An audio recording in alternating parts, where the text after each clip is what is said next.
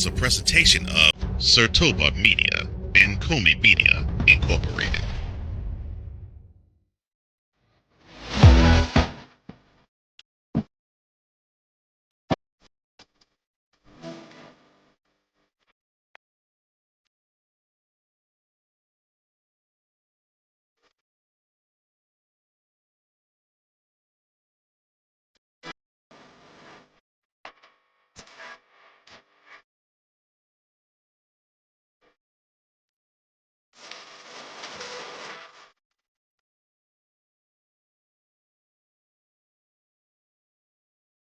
The Indianapolis Colts announced an ownership transition from Jim Irsay to his daughters. Do you believe that this move will benefit the organization or hinder its further progress? CFL Commissioner Stuart Johnston is eyeing opportunities to revitalize the league. What suggestions do you have for the league that could attract younger audiences? Let us know here in the comments as we're getting things fired up for episode 88 of Total Football Talk.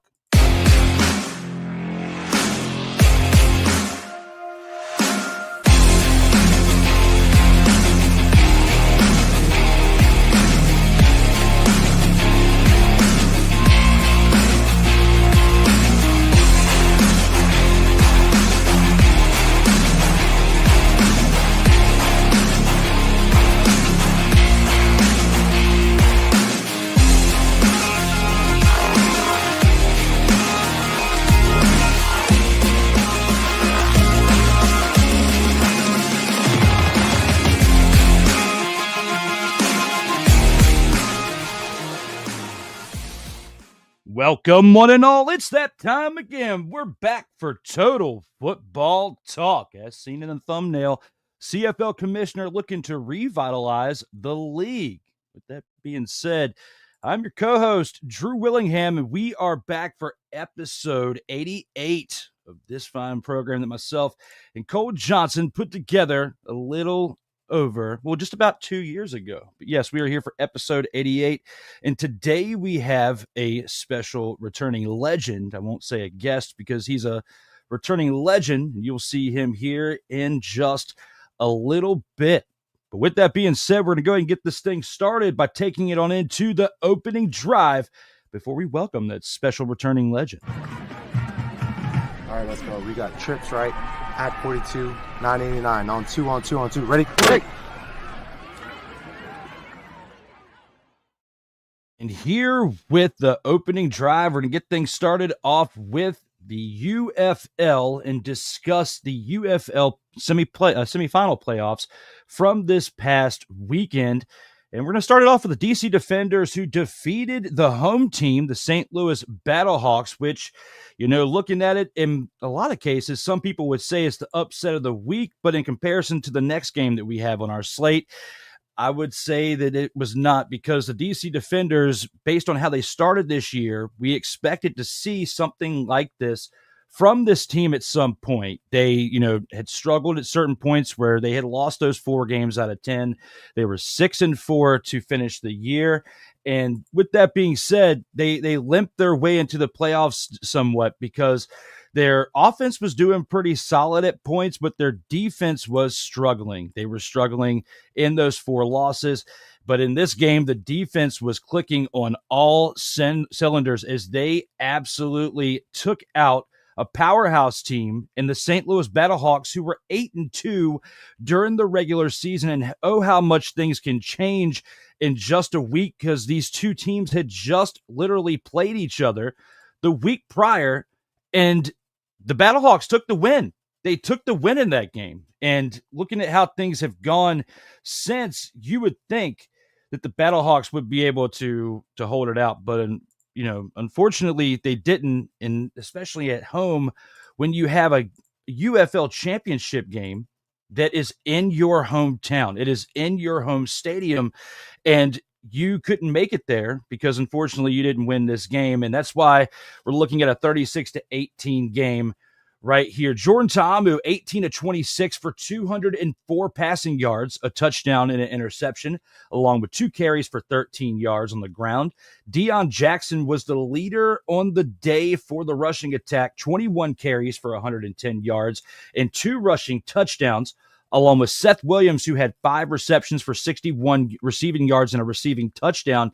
That rounded out pretty much the offensive production for this team, but they had a lot of help on defense, and they got a lot of it from Trey Dean III, who had 4 solo tackles, 1 tackle for a loss, and an interception, as well as the entire defense of the Defenders had 5 total sacks, and that interception from Dean III definitely made a big difference in this game and why they won.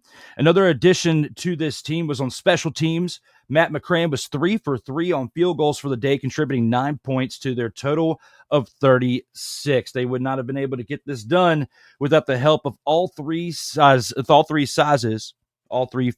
the game: offense, defense, special teams, clicking on all cylinders. So they definitely made it happen in this contest.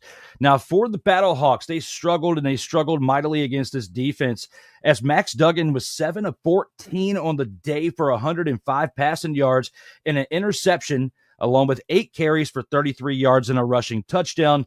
Don't let that fool you. He had an absolute terrible performance all the way around when you look at the 7 of 14 for 105 passing yards and an interception.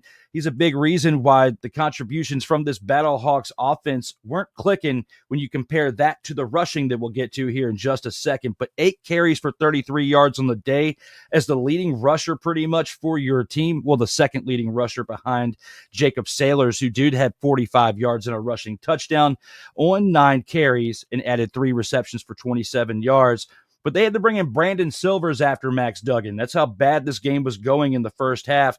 The second half, they tried to change it up by bringing in Silvers, who was 6 of 10 for 81 yards on the day in the air. He did have a touchdown, did not turn it over, but he only had 2 carries for -2 yards in the second half. He wasn't doing enough to help tip the scales because the Defenders, again, were clicking on all cylinders.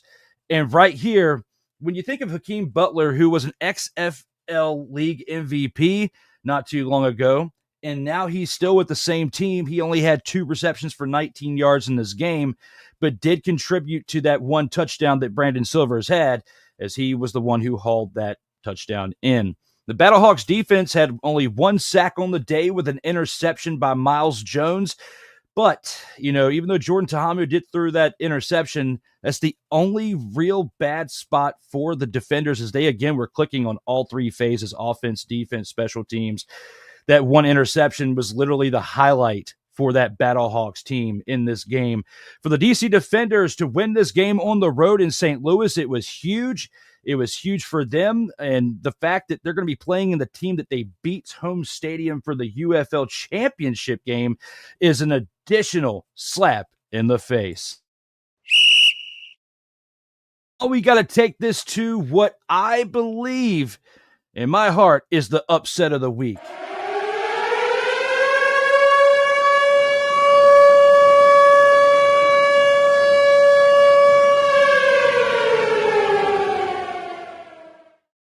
That upset of the week is not the game that we have on the screen right here.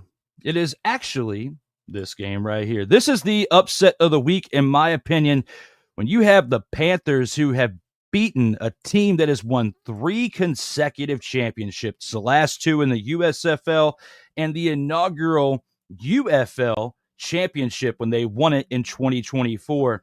They were looking to make it to 4 straight championship games and win 4 straight championship games.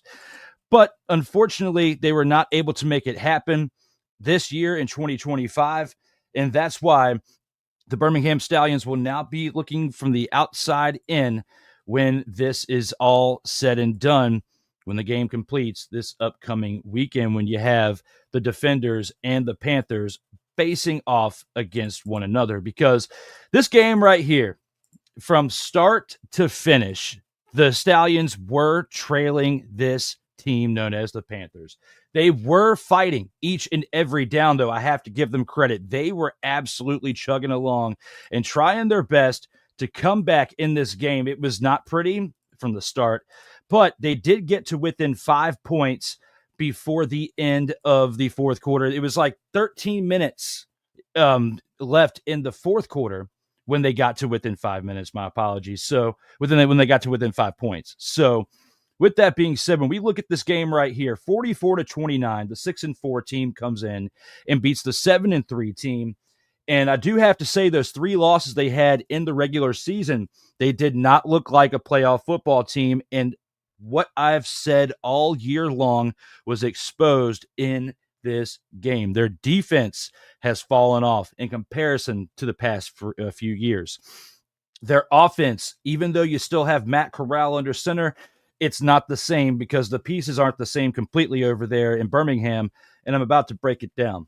When you look at this right here, Bryce Perkins, who has a Super Bowl ring, yes, he does. He was a backup for the Los Angeles Rams when they won in 2021. He has a Super Bowl ring and now gets a chance to lead the Michigan Panthers to a championship ring as well when he goes 20 of 25 in this championship game.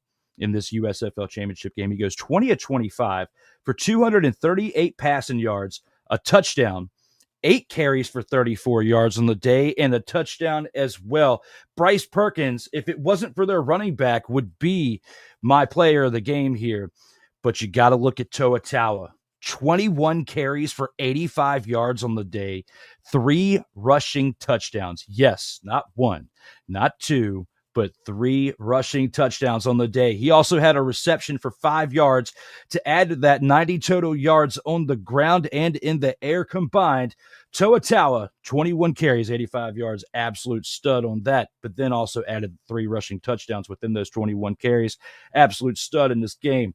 Malik Turner, 6 receptions for 99 yards in the air with a touchdown as well. That 1 touchdown pass by Bryce Perkins was where it was at. The Panthers offense, 144 rushing yards on the day. A lot of that coming from Toa Taua, but 144 rushing yards is not something to bat an eye at. They absolutely crushed it on the ground, and a strong running game is going to win every single time. Looking at their defense, though, Kai Nakua, 4 solo tackles, a tackle for loss within that. Also a pick 6. He had an interception for a touchdown early on in the game, which helped them take a 14-0 lead early on. Arnold Tarpley III had 2 solo tackles throughout the game, as well as an interception near the end of the game. So you had Kai Nakua's interception near the beginning, and Arnold Tarpley's III's was the one that pretty much put the icing on the cake when this team was up 41-29 at that point. They just needed another field goal to get to 44, and that's where they were at. Matt Corral, though, for the Stallions, 12 of 25 on the day, 147 passing yards, 2 touchdowns, and an interception as well. The interception definitely was a contributing factor when you look at the drives into this team taking the big fat loss. He had a carry on the day he had 3 carries on the day for 18 yards. Jamar Smith also came in as well, had 4 passes completed out of 10 attempts for 102 passing yards, a touchdown, and an interception. Both quarterbacks for the Stallions combining for 2 interceptions. And you look at that as well as his carry for 5 yards on the ground. You know, between both quarterbacks, 4 carries for 23 yards. Absolutely tough to watch that when they're pretty much running for their life because the Panthers defense was clicking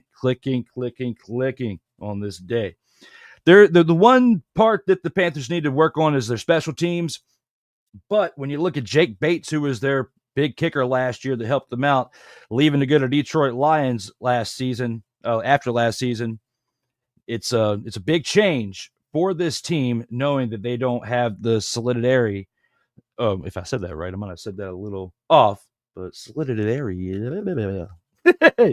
But you know what I'm saying. He wasn't solid enough in comparison to Jake Bates. But for their offense as well, Deion Kane had 6 receptions for 124 yards, the leader of the pack for the receivers on the day. Jordan Thomas, not to get confused with the one previously for the Washington Commanders. This is a different one, a receiver though. 3 receptions for 39 yards and 2 receiving touchdowns, caught the 2 from Matt Corral. Davion Davis, 2 receptions for 30 yards and a touchdown. And the Stallions defense only had 1 sack on the day. They were surprisingly terrible because their defense was strong the last 3 seasons when they won 3 straight championships. And now looking for a 4th. That's why they didn't get there, because their defense gave up 44 points. It was absolutely rough and tough to watch. With that being said, we're going to take a quick commercial break. When we come back, we're going to break down what to look for with the UFL Championship preview before we have our special returning legend in the house. More of Total Football Talk on your way here soon. All right, let's go. We got trips, right? At 42, 989. On 2. Ready? Break!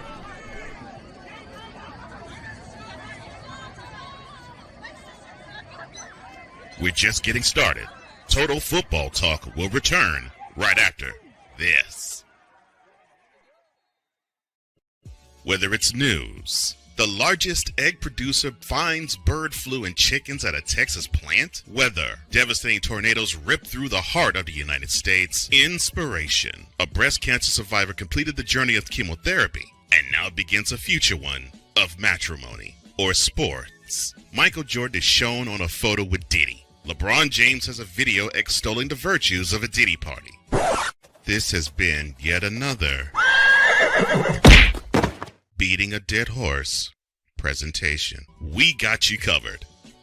BS3 Network, in association with Comey Media Incorporated, proudly present The Morning Shift with Cole Johnson. Live every weekday at 8 a.m. Eastern, 7 a.m. Central.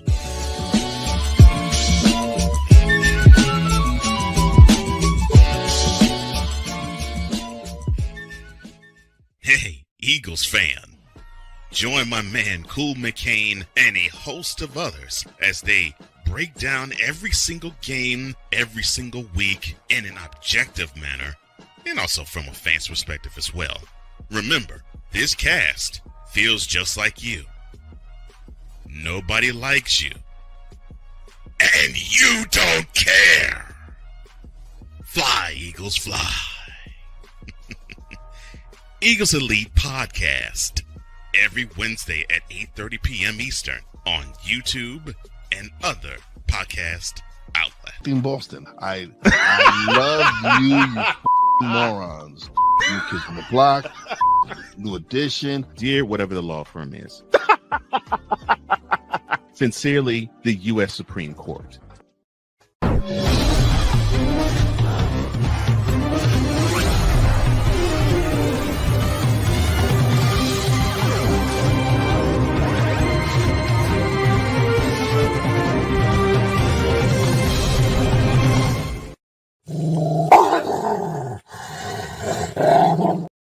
It's not quite that time yet, but here soon. CFL Commissioner looking to revitalize the league. We are back for Total Football Talk, episode 88. We are streaming live, and we will have a returning legend coming in here to help us out with some CFL talk here pretty soon. But with that being said, we do have some more to discuss within the opening drive, and we're going to actually recap something with the first installment in the opening drive. And we're going to discuss the upcoming, well, not a recap, but a preview of the upcoming UFL Championship game. And with this UFL Championship game, we have to look at the DC Defenders and the Michigan Panthers, who are facing off against one another in this contest this Saturday, the 14th at 8 o'clock p.m. Eastern time. I might have put the 15th on accident in this one. It might be a little bit of a typo, but hey, it's been a long week. Yes, I did definitely put the 15th, but it's okay. Right here, when we look at what we got going on within this game, the DC Defenders are on the road, and they're actually in St. Louis to face off the Michigan Panthers, because this game is being hosted in St. Louis based on the fans that come out to each and every game. Each and every game for this for these St. Louis Battlehawks, they haven't had sellouts, but they've had a lot of people in their stadium watching these games, and this is the second consecutive year that they will be hosting the UFL Championship. And we almost saw the Battlehawks make it. They were just one game away, but got thumped by the Defenders last week, and we just talked about that before the commercial break. The Defenders, because of how they're clicking on all cylinders, going against a team like the Panthers who are clicking on all cylinders, the way they beat down on the Stallions this past week, they scored 44 points. I don't think they're going to be able to do that against this Defenders team who has a much stronger defense than what we've seen from a team like the Stallions this year who were struggling, even though they had won 3 straight championships. Looking at that for what it is, the Michigan Panthers knocked them off, and the momentum, I feel like, is on their side based on how Kai Nakua's played on defense, how Samson Nakua's played on offense for the receiver, how Bryce Perkins has played on offense as the quarterback. A lot of positive things you can say about this Michigan Panthers team. You can say the same about Tahamu and the Defenders, but Tahamu's more prone to turn the ball over than Perkins, in my opinion. And you have somebody strong like Danny Etling at a backup quarterback position that can come in and alleviate the pressures of your quarterback and Bryce Perkins if he happens to go down with an injury. Knock on wood, that doesn't happen, but just being honest. When you look at it for what it is, I think this is going to be a great game this Saturday, the 14th. At 8 o'clock p.m. Eastern time. It'll actually be following the 2 games in the CFL that we'll be breaking down here in a little bit. But this will be on ABC at 8 o'clock. Just keep in mind, from 3 o'clock on in the afternoon on Saturday until about 11 o'clock or so at night for about 8 hours. You got professional football this Saturday. If you don't have much going on, you got football to put on your TV. I know there's NBA Finals and hockey and also WNBA and all sorts of other stuff. But what's better than some rough and tough ground and pound football? This Saturday, the Defenders and the Panthers, the last game of the UFL season, and I'm going to pick. Oh, this is tough. I've been thinking about this literally all week because I want the Defenders to win. I'm pulling for the Defenders because they are a local team, but unfortunately, I think I'm going to have to go with the Michigan Panthers here. I'm going to have to say the Panthers take this one. It's going to be close, a lot closer than the games we saw this past week and the weeks prior leading up to now. But I'm going to go with the Panthers taking this game right here. Other than that, we got some more things to talk about in the opening drive. I know you saw the commercial once before, and you saw it once again here in a second, because we do have to give it another minute or so before we get our guest to come on in here, who's not a guest. He's actually a returning legend. But we'll talk more about that when I can give him his appropriate intro into the program. But with that being said, again, as always, I am Drew Willingham, your co-host here on this program, and I will see you here after this next commercial break. All right, let's go. We got trips, right? At 42, 989. On two. Ready? Break!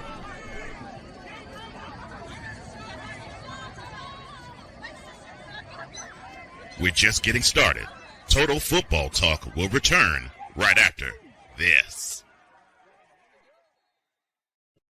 Whether it's news, the largest egg producer finds bird flu in chickens at a Texas plant, weather, devastating tornadoes rip through the heart of the United States, inspiration, a breast cancer survivor completed the journey of chemotherapy and now begins a future one of matrimony, or sports. Michael Jordan is shown on a photo with Diddy. LeBron James has a video extolling the virtues of a Diddy party. This has been yet another beating a dead horse presentation. We got you covered. BS3 Network, in association with Comey Media Incorporated, proudly present The Morning Shift with Cole Johnson. Live every weekday at 8 a.m. Eastern, 7 a.m. Central.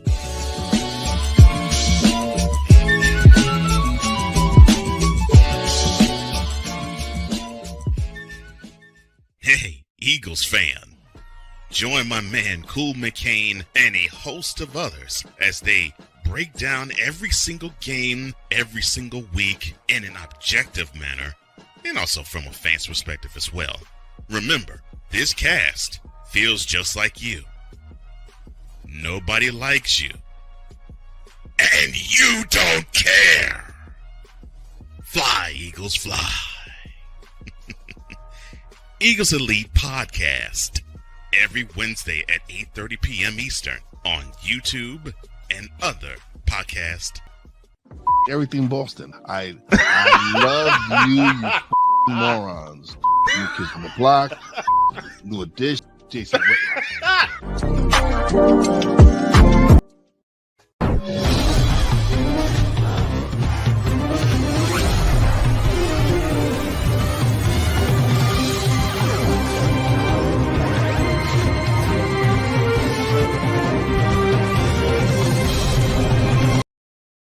Welcome back to Total Football Talk, episode 88, as we are streaming live right now. We are back for this episode that we're talking about a bunch of things within the game of professional football, UFL, NFL, CFL, covering all three professional phases of football, well, prime ones.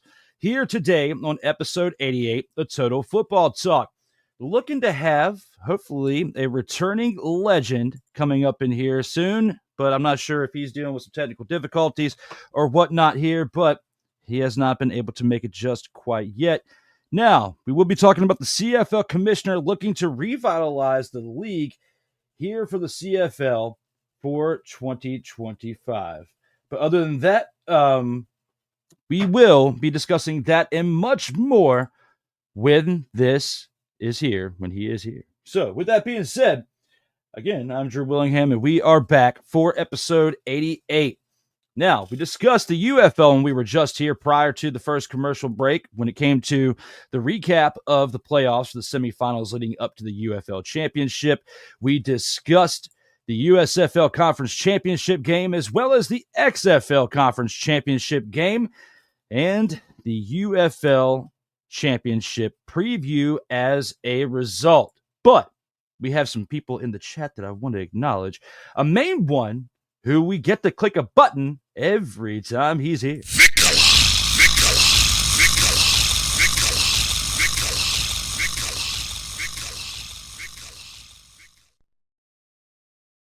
Vicala says, hey, yo, all in the TFT tribe, bow to the sensei, Drew Willingham. Thank you very much, Vicala. Thank you for gracing us with your presence.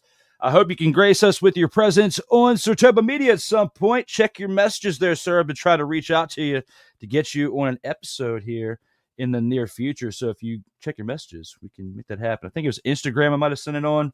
Might have been Facebook. I can't remember, but glad to see you here in the chat today, sir. We have some shenanigans coming up Sunday night at 9:05 p.m. Eastern time that I'll talk about here more in a little bit.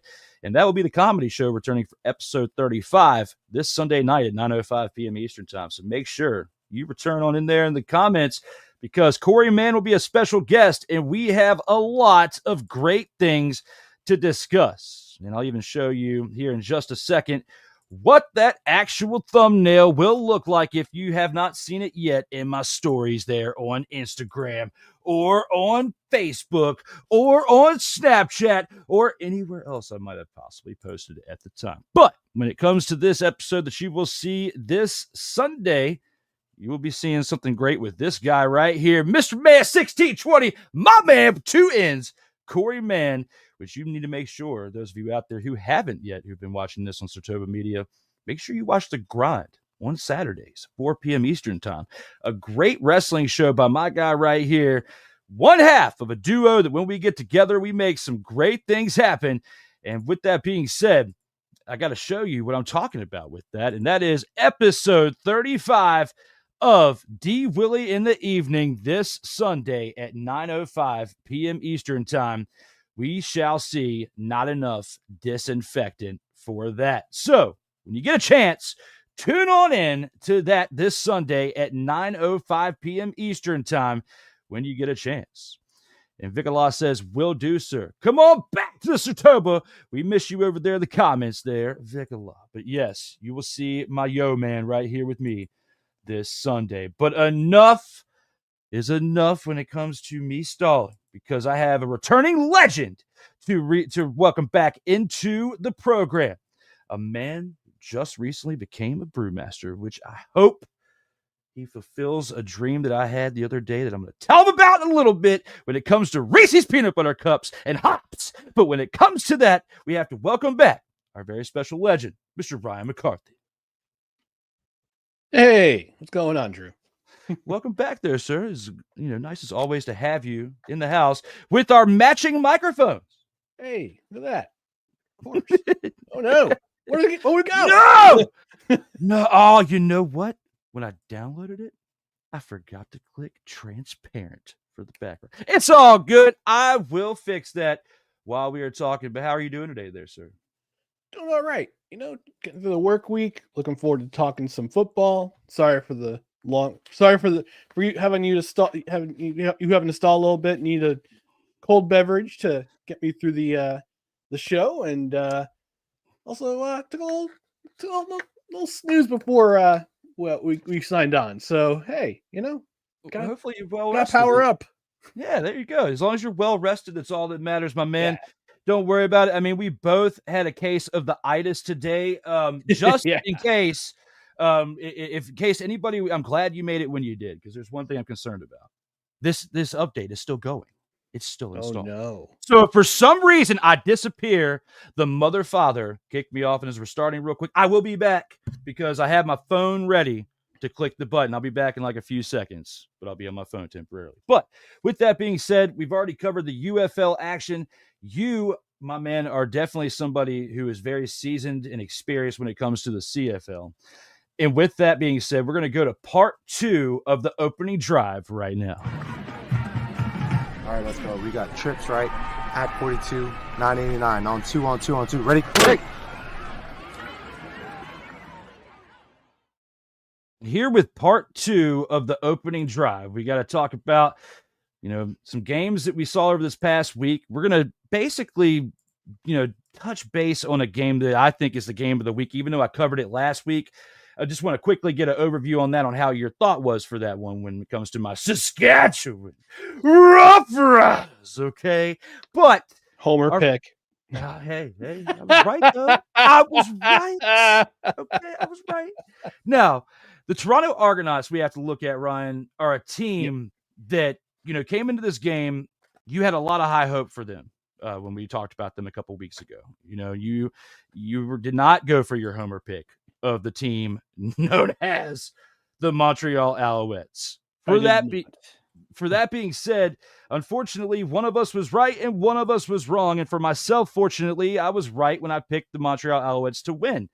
Alouettes win this game 28-10. Davis Alexander, 19-26 for 205 passing yards, a touchdown and an interception, along with 4 carries on the day for 50 yards. Sean Thomas Arlington, 17 carries for 86 yards on the ground, along with Caleb Evans, who had 2 carries for 5 yards, but did add a rushing touchdown.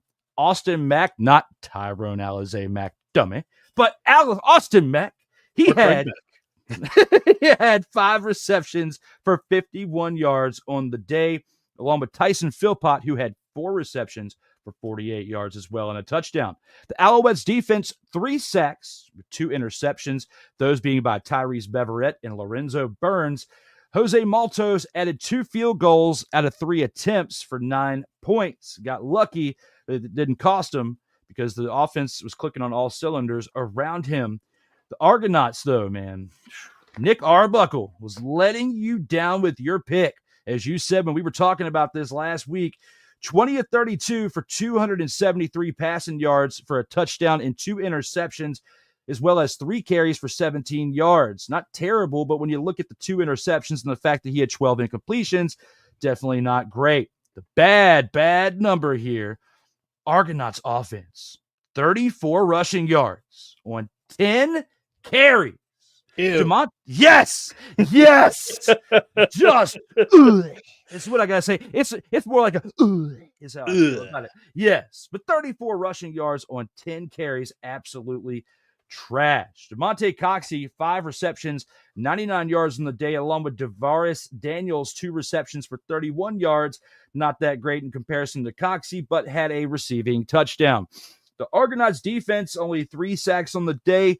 They did have an interception by Derek Slywicka, but they didn't have enough help as they lost by 18 points. With all that being said, what are your thoughts there, sir, when looking back on this game? So I had to refresh my memory a little bit because last week I actually watched this game. I watched this game. I had a great setup last Friday night. see on the big screen at Game 2 in the Stanley Cup Final. Watch, you know me. I love me my hockey. I love me some hockey. Love my hockey. Gotta have it playing. On the little screen on my laptop, I had this game going. So I mean, I had my nice little personal sports bar in my house. It was pretty neat with better seating, with better better cushions and cushion in the seating. This was absolutely I think I went 0 for 4 last week in my picks, so I'm kind of nervous about this week. But this game was surprising in many ways because I forgot that Nick Arbuckle has the ability to. I think he's only had 10 whole. I think he's had 10 whole wins in his career as a starting quarterback. There's a reason why he has only 10. There's the only reason why he has 10 wins in his career, and it kind of showed last week. So it's I got a feeling that it's going to be really interesting to see what happens with the quarterbacking situation. I know Chad Kelly's at least out for another week or two after that devastating ankle injury he suffered in the East Final last year. So, I mean, the offense can get going. But Drew, let me ask you a question. What's that? What's one thing you don't do a week before the season begins? Drugs. Okay, that helps. Drugs definitely not one of those things. What else? A lot of drinking. Well, that kind of goes into it. Pick up a hooker. That's also helpful, but I think it might be illegal in Canada to do that. No, here's what you don't do. You don't release your number one, your top running back, your RB1. You don't release him. Kadeem Carey, yes. Kadeem Carey was, I think, egregiously released by the Toronto Argonauts, but it always seemed to happen during the preseason for the CFL. There's one name that comes to mind that always just kind of sticks out and goes, I didn't realize he's being released by the team for whatever reason. Bad training camp, team wanting to get younger, just a bad evaluation. This was egregious in so many ways because it reflected in the score sheet. It reflected in the score sheet. 10 carries for all of the entire team. The entire team had 10 carries. 10. And that includes Nick Arbuckle, who had three rushes for 17 yards. He was the leading rusher for this team. You had a committee of Deontay McMahon and Mayan Williams who had 7 carries for 17 yards themselves. So you surrender your number one quarterback because why? Age? Why? Because he got outperformed by these other two guys. He was the guy who actually did a great job in the Grey Cup, literally carrying you to a Grey Cup, Cup win. Had a great Grey Cup game from what I remember. Now he's signed in the practice roster, although he's being activated this week by Drew, your Saskatchewan Roughriders, because of an injury to one of their running backs, who we'll talk about in a little bit. But yeah, this game was just Montreal's defense came as advertised. This is a top 2 defense in this league, period. Even with all the personnel switches, even with all the things going on, it always this is a 1-year contract league, unless you're a standout player where you get a multiple year contract. But this is a 1-year league, and a lot of these guys decide after the 2023 Grey Cup to stick around, and it showed. And they're healthy, and they're getting after the quarterback. They had 3 sacks. They had 2 interceptions. One of them was a pick six. Actually, one was a fumble recovery for a touchdown, which was replayed. They thought Nick Arbuckle was coming forward, and went up to being a strip sack. Went into the arms of a defender. Alouettes defender just had to take it for a touchdown. So this game was just absolute domination by the Montreal Alouettes. And here's the scary part. This score should have been bigger, because if you watch the game, I watched the entire game. Montreal had a lot of overthrown balls. Davis Alexander had a few balls that were overthrown. He threw a pick as well. Is a high risk, high reward. I wouldn't say high risk, high reward, but he's consistent, but he's also prone to throw an interception. But there were also balls they looked like they're going to go for scores, and he just overthrew his receiver, or his receiver happened to drop it. So this score line is 28-10. It's a lot closer to what the final outcome should have been, in my opinion. But Montreal came out the gate. They wanted to show that last year's loss in the East Final was, I'm not going to say a fluke, but it was a measure of revenge in week 1. You kind of knew this. They had this circle in the calendar when the schedules came out. They said, we want this week. And Noel Thorpe had his defense ready. Anthony Calvillo had his offense ready. And head coach Jason Moss had a game plan. They knew what they were doing. And they were just going to go, all right, we're just going to punch them in the face over and over and over again on both sides of the ball. And they did. This is the outcome. Looking back on it, last year, didn't the Saskatchewan Roughriders, if memory serves me correctly, didn't they trade or pick up a running back as well? Didn't Alouettes go down for a little bit and they picked up a running back? If I remember right, he had like one huge game and we did a short on it. I just can't remember the name, but I'm drawing a blank to it. It wasn't like Kyle Spiker or anybody like that because he's a receiver and he's for a different team. But I remember there was a running back and he had one huge game and went down. Could we see a repeat of them picking up another running back and having success, but for an extended period of time this time? You're thinking of Raquel Armstead, who was released by Ottawa and then had a big game, big couple games with the Roughriders before Willette came back to the roster for just in time for the playoffs. Right now, we'll talk about the Roughriders in just a moment or two, but we could have ourselves a really dangerous combination in the backfield with Saskatchewan if Kadeem Carey. I know it took him a week to learn the offense and learn the plays and learn what kind of running scheme they have, and that's going to be a team in the future that's going to be that's going to pound the rock for sure, especially if they get in towards the 5-yard line or shorter. So I thought that was a big mistake. When I saw that release, I'm going, wow, that's gonna backfire on them for sure. And you can tell as Ryan Dinwiddie wants to throw the ball. He knows Chad Kelly's coming back, who can throw the ball around.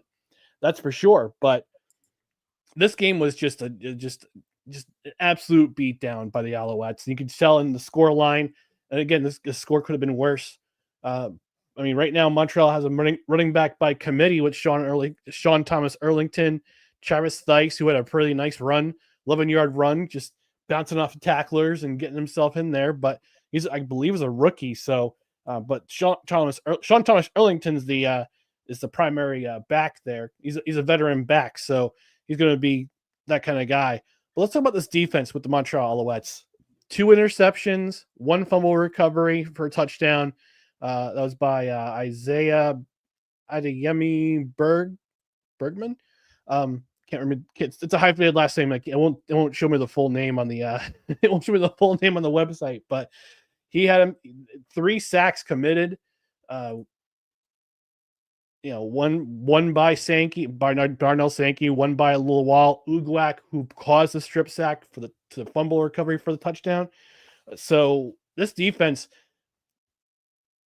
the one thing they talked about was catching the ball, because they actually dropped 12 interceptions last year, which is shocking for that defense because they're known for being ball hawks in that secondary. So they got taught like they said, we wanted to emphasize our defensive backs, our safeties catching the ball when they get a chance to get a pick. And they had 2 picks in this game, the last one to seal it for the Alouettes.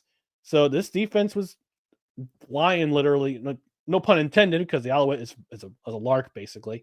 So no pun intended, but they were flying around and making sure that the Toronto Argonauts didn't do a whole lot this game, and it shows in the scoreboard. Even though Arbuckle had 273 yards, a lot of those yards came on the last 2 drives, which was and the game was practically over at that point. So full credit to the Montreal Alouettes defense for making me look stupid. And Toronto has got a lot of work to do. They do. They have a lot to do, but I have a feeling that, maybe they let Carey go because they realized their offensive line wasn't sustainable enough to really have a good running game and felt like he deserved a better opportunity somewhere else. I mean, I'm trying to find a positive here within it. I mean, it's kind of hard too, but their offensive line looked like they were struggling a lot to provide protection, and there was a lot of pressure around Arbuckle in this game. When you think about what you said, and then I'm thinking about, everything that I watched too. And, they have a long season ahead. This is a very long season with the amount of weeks that it is. Mm-hmm. I don't have a lot of high hopes for Toronto this year in comparison to what we saw from them last year towards the end and how they kind of got hot. So a big difference in team from what we saw in 2024. But, that's, at least in week one, like you said, Drew, it's a long season. We got a lot of weeks between now and the beginning of November when the playoffs start. Remember how I was with Winnipeg last year, and I took you down from the ledge from that. I didn't talk Winnipeg fans down from the ledge off on that one. They wound up winning. They wound up winning the West. They started 0-4 and they won the West, so they were in good shape. Toronto, I don't know about them. But Chad Kelly's coming back. That's the bright side. That's the one good news that the Argonaut fans have. Chad Kelly's coming back soon, so he'll be able to run this offense no problem. But last week was not great. It's not great for Toronto. Absolutely. With that being said, we do have some comments we want to get to before we get to the next game. We got Corey Mann in the house saying, Ryan with the 1 up. He says he acknowledges you. Acknowledge me.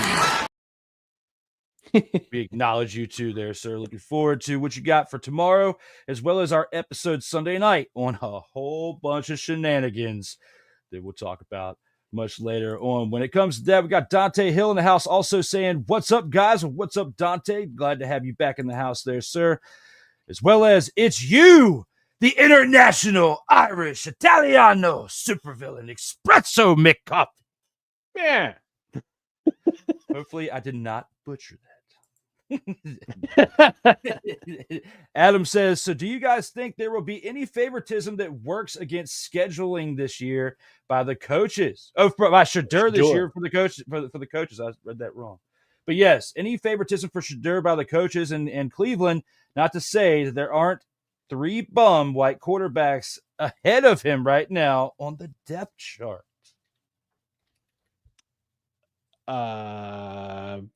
I thought we were talking CFL, but maybe we are. But I was acknowledging it for a second. We were acknowledging people. I was at least going to acknowledge. All right, I got you. I understand. Hey, maybe that's something to talk about for the NFL. One little bonus question there. Okay, we'll bring that back on up for that part. Yeah, when we get to the Gridiron Scoop here in a little bit. But with that being said, that was Friday night's game. We're going to take a look at some things that happened on Saturday.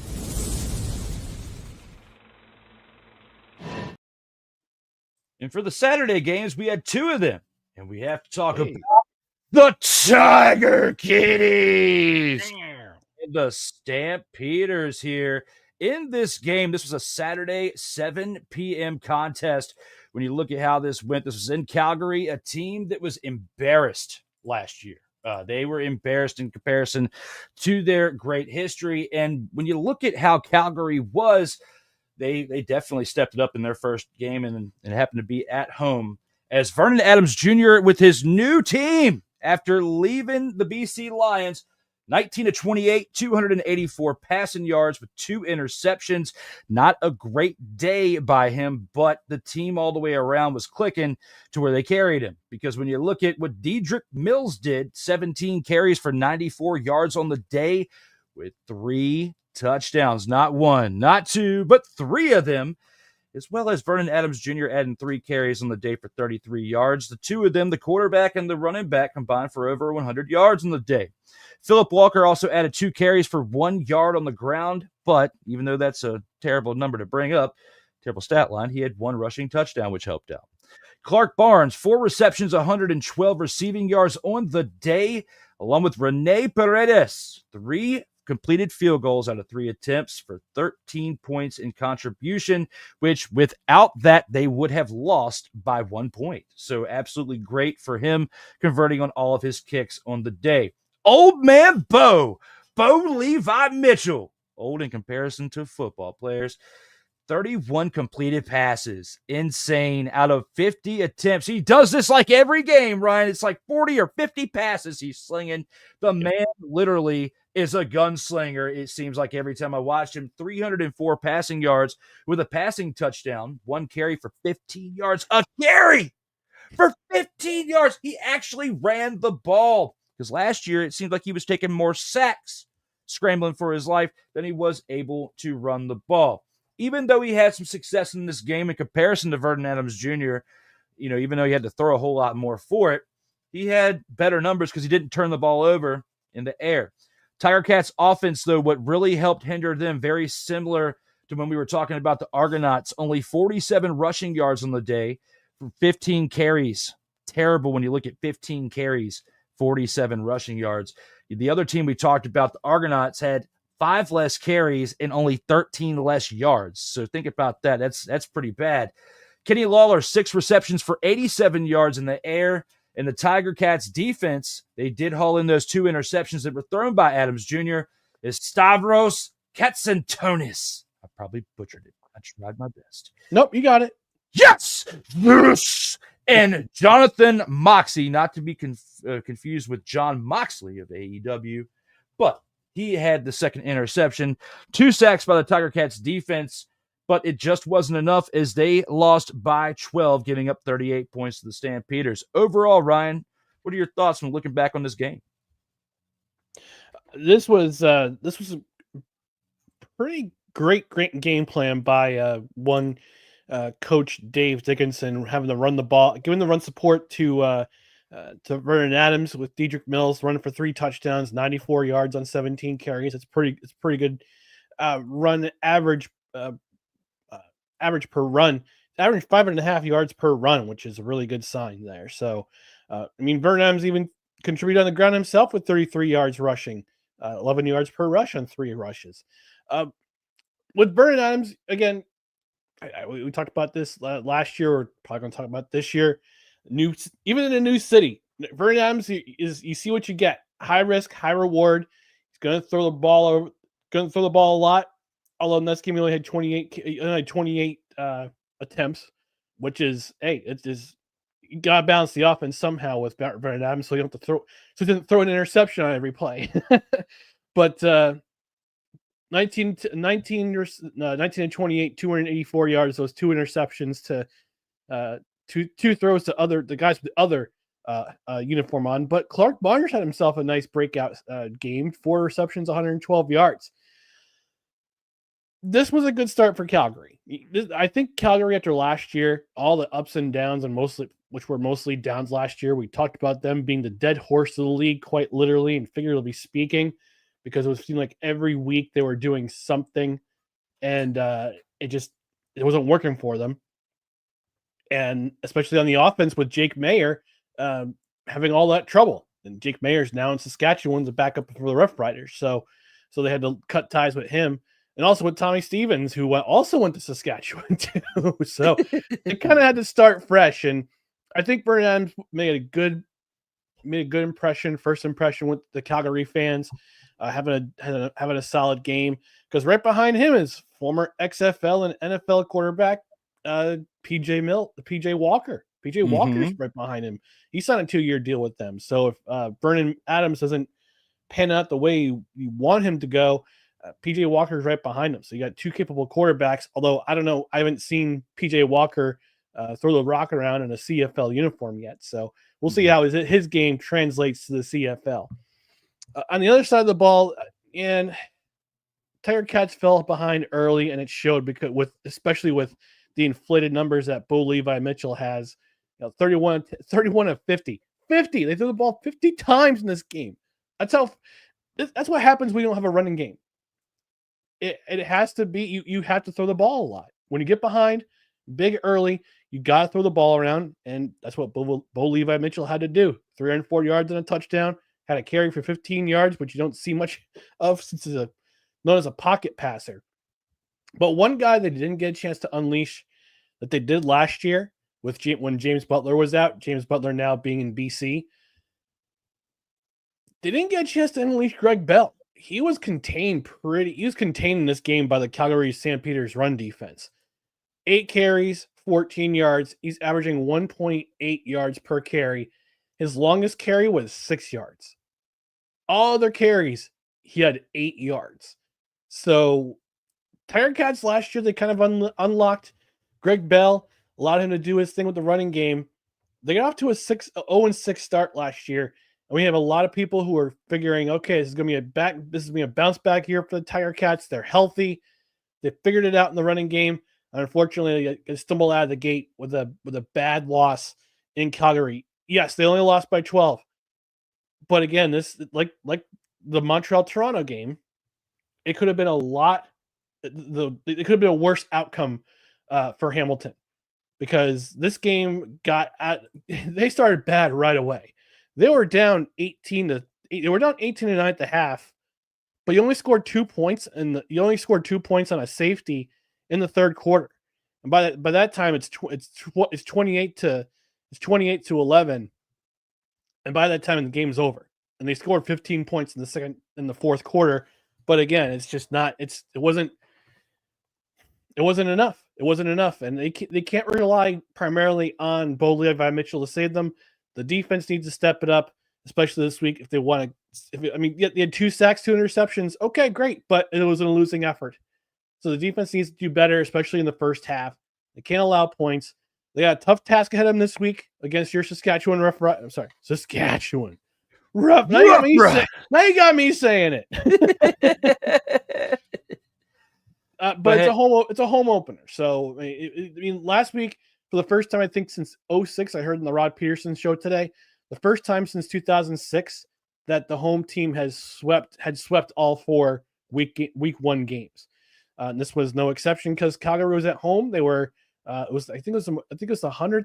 I want to say the 100th anniversary, the 75th anniversary of the Roughriders. I can't remember which one it was, but they had a lot of alumni in town. Doug Flutie was in town. Jeff Garcia was in town. A lot of the guys who used to play for the Calgary Stampeders were in town.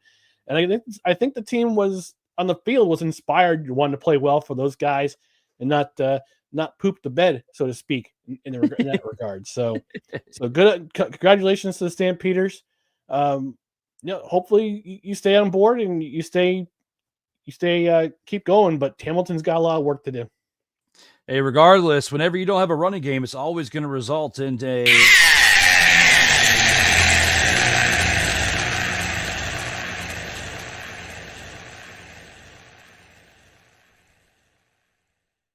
Statistically speaking, because, I mean, yes, there have been some teams that have been able to squeak by with a great passing attack and not a great rushing attack. But with that being said, we're going to take this into the next game that we have here between 2 teams. The score is a little lopsided there, but we're going to continue on in with the Saturday game. With that being said, Elkamos that we talked about very much last year on the board with 14 points against the BC Lions, who beat them down with their 31 in week 1. Looking at this game right here in the contest, you have Nathan Rourke, the one who is the sole starter for this team now that the previous quarterback we were just talking about, good old Vernon Adams Jr., has left the building. 27-36 on the day for Rourke for 324 passing yards and 3 passing touchdowns, along with 5 carries for 54 yards on the ground. James Butler, 10 carries for 68 yards and a rushing touchdown, along with 3 carries for 22 yards, was a big help on the day as well. Stanley Berryhill III, 6 receptions for 105 receiving yards and 2 receiving touchdowns of those 3 by Rourke, with Justin McGinnis hauling in that third one for the day for him, but he hauled in the third one of Nathan Rourke's passing for 5 receptions for 45 yards accumulated with it. Lions defense, 2 sacks on the day, along with 1 interception by Ben Haldick, and Sean White on the special teams was 1 of 1 on the day for field goals with 7 points all together. You look at Trey Ford on the other side for the Elks, 18-27 on the day for 178 passing yards and an interception. Pretty terrible, but he did add 6 carries on the ground for 54 yards. And the Elks rushing offense without Ford's 54 rushing yards, only mustered up 33 rushing yards on the day with 13 carries, and that was combined with 3 running backs. 3 running backs, 3 running backs combined for 13 carries, 33 rushing yards. Yet your quarterback had 6 carries for 54. We've talked about it several times before. You can't have your quarterback as your leading rusher and expect to have success. And that's exactly what happened against a very well-balanced team in comparison to the Elks when you're facing the Lions.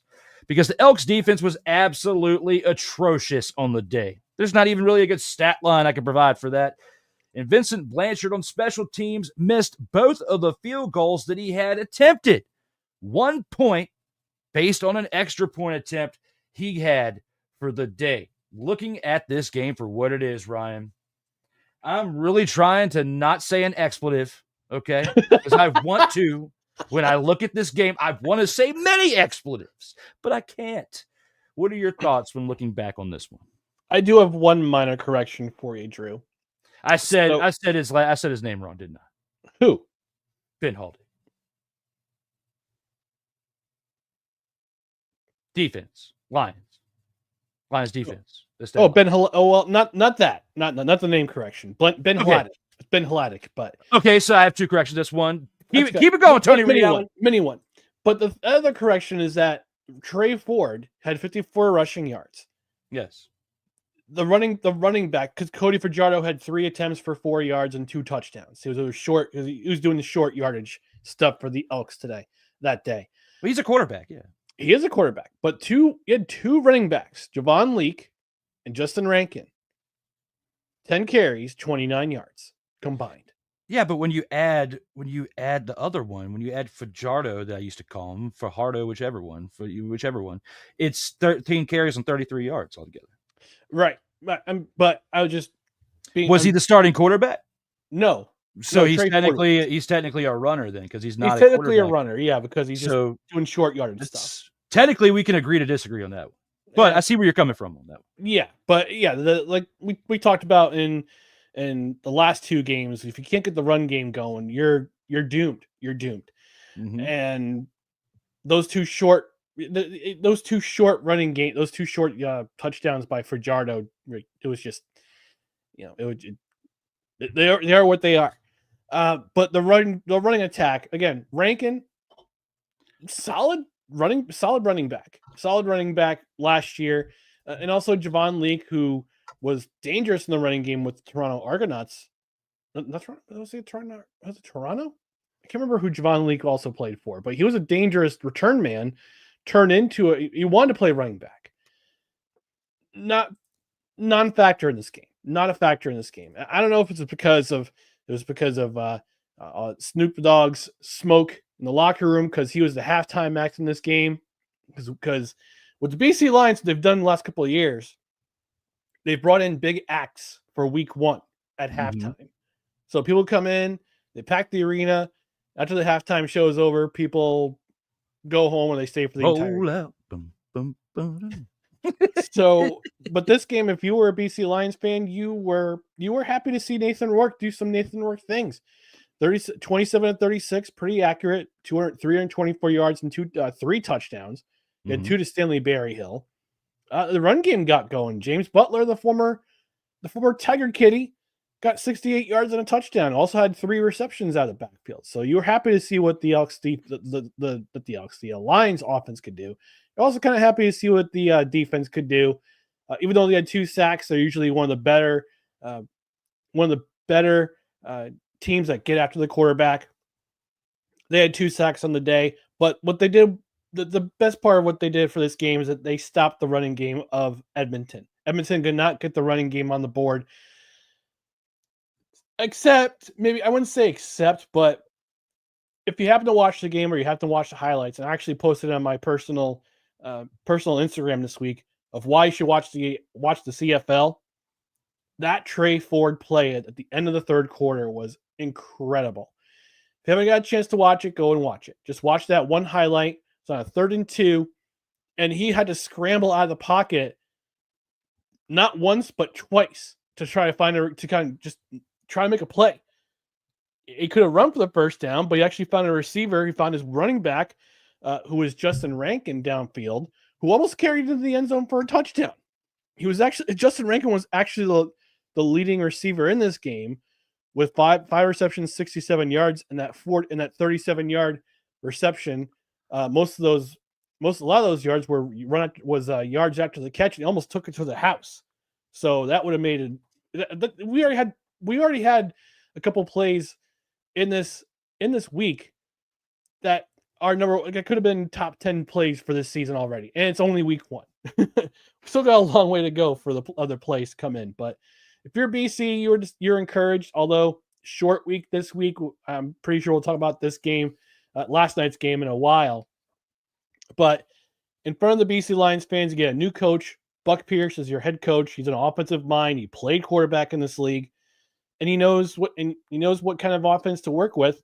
And you got a young, native Canadian-born player in Nathan Rourke who wanted to play this game and show out for the fans. So I think good on the Lions. Week 1, good week 1 showing. Edmonton, he's got a week off. We got 2 weeks to figure out your next step and how you're going to get this offense going. And the defense played decently.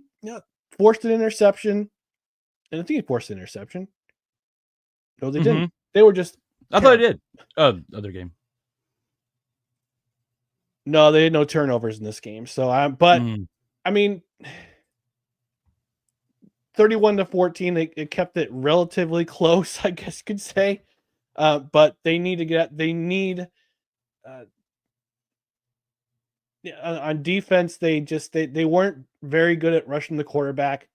They got to figure that out. They got to figure out a way to force turnovers. Otherwise, you're going to have another disastrous start like last year, and you got to play catch up, just like Hamilton had to. Yeah, it's just when I look at it, all three phases, the rush offense, the defense, and you look at the special teams, they weren't clicking at all, really. And we're lucky to get those 14 points. And that's why I said what I said. Was just like, it's like these type of games, if you can't show me something positive, I just shut down inside. I'll keep watching it, unfortunately, because I love football. But it was tough. So for that, I'm glad that this game wasn't the best one in comparison to the other ones, because I still would have felt some type of way, because whether you want to call it a homer pick or not, have something for you for this next one, sir, when we talk about the game of the week. Game of the week. The game of the week.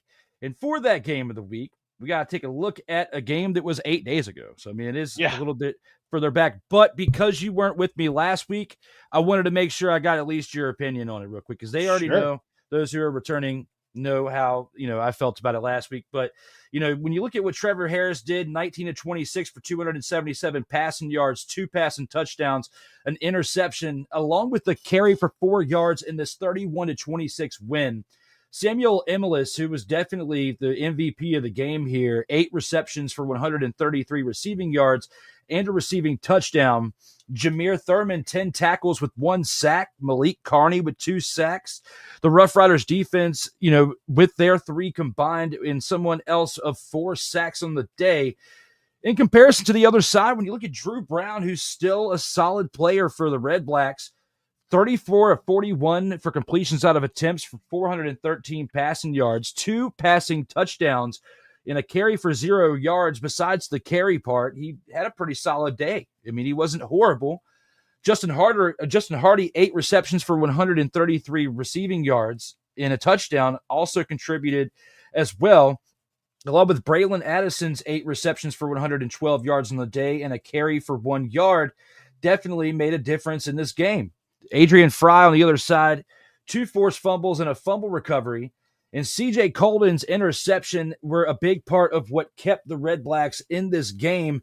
And they only lost by 5. But looking back on it for what it is, based on the stats and based on what they did in this game, what are your thoughts overall when looking back on this Redblacks and Roughriders game for our game of the week? I had hope for the Ottawa Redblacks when they added William Stanback in free agency. I thought he was going to be the guy that the kind of missing, I would say the missing piece of the offense, because last year I think they were dead last in rushing yards last year, if I'm not mistaken. I'll do the research when the Redblacks. The Redblacks did. Yes, yeah. I believe so. I believe I remember that. Yeah, because Drew Brown threw the ball all over the place, and 413 yards in this game. I think he's had 3 games in a row getting back to last season. He's had 400 yards in 3 consecutive games. So his arm's got to be tired. But that being said, I mean, part of it is a test. I mean, part of the low rushing yards for the entirety of the Redblacks lineup, 14 rushes overall for 30 yards overall is sickening. But you got to hand it to Saskatchewan, who's been one of the best defenses against the run. They were the best defense, one of the best defenses against the run last year. So you're coming into that crazy place of Mosaic Stadium, playing against the Saskatchewan Roughriders defense that they're not going to give up a whole lot of rushing yards at all. And it was a testament to what they did. But again, any offense with William Stanback in your backfield, whether it be in Montreal or BC, it worked, but didn't work in this game.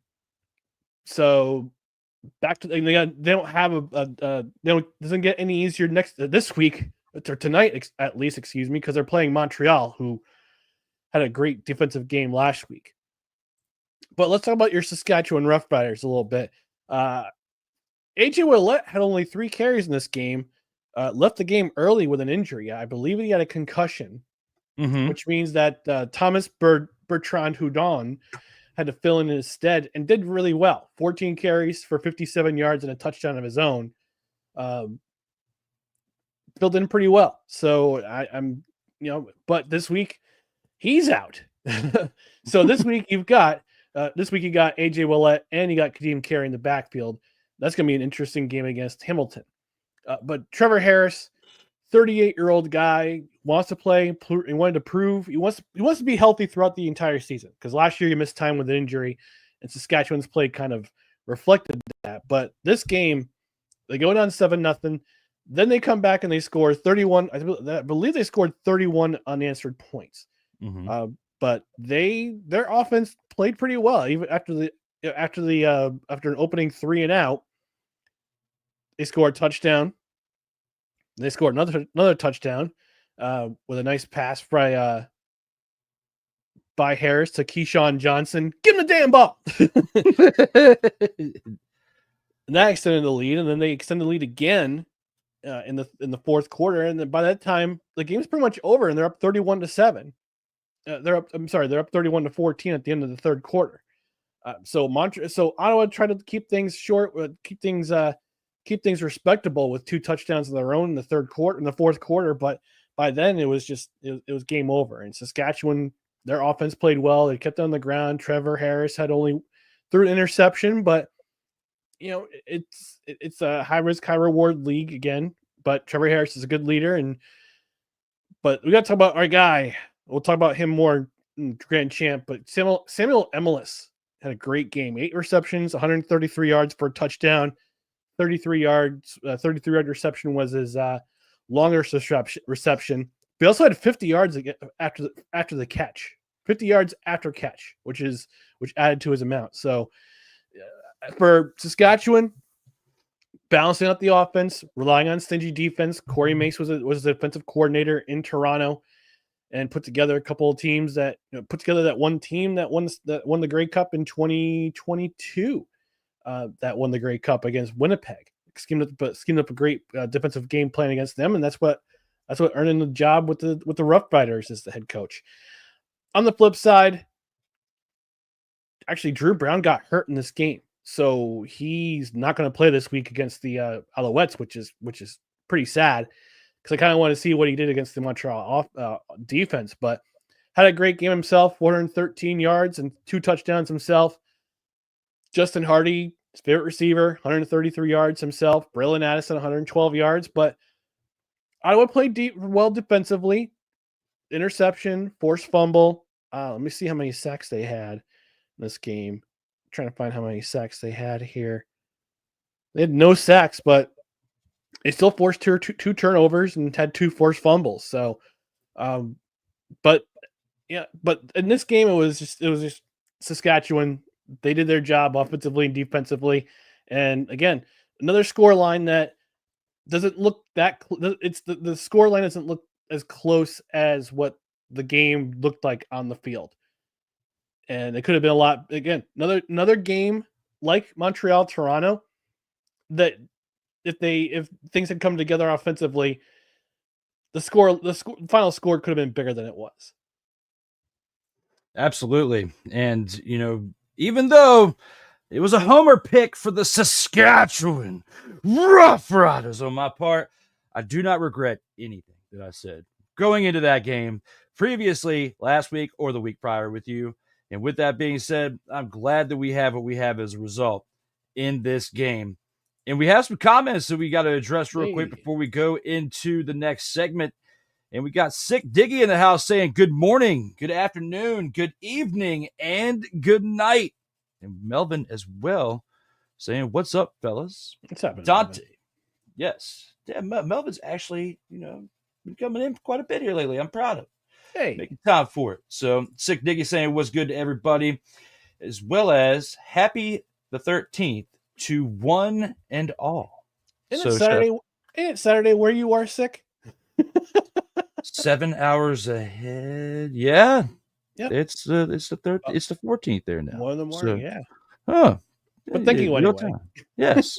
He knows it's 13th where we're at, so he's extending the past wishes to the present. Nice. But with that being said, that concludes it for the opening drive. We do have a big segment coming up that we have to talk about.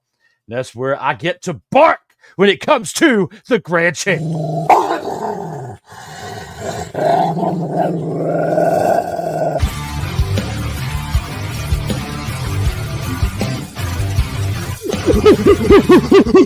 Where my dogs at? Got one to my side here, and he's going to lead it off. He's going to lead it off here with his pick for Grand Champ of the Week. All right, my Grand Champ of the Week. As I mentioned in the last segment, it was a wide receiver from the Saskatchewan Roughriders, Samuel Emilus. 8 receptions, 133 yards, and 1 receiving touchdown. Again, his longest reception was 33 yards. But here's the important stat. And I mentioned this in the last segment that it's a very important stat in football, especially if you're a receiver. Out of the 133 yards that he had, 50 of those yards were after the catch. So you're not just sitting there getting tackled. You're making extra yards and getting the ball closer to the goal line, which is what you want in this game. So Samuel Emilus, he gets my Grand Champ of the Week. Where's my dog at? He's in Saskatchewan. That's where he is. And yes, Ryan picked that one, not me. It was not I that did that pick.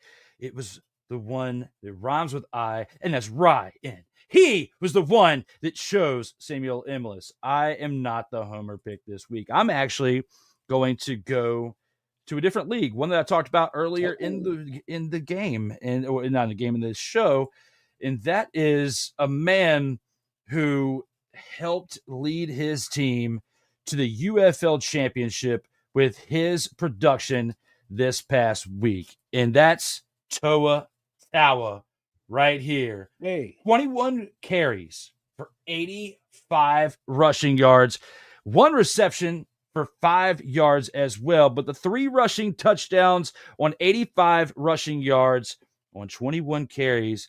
He knew what his assignment was and absolutely delivered in this game.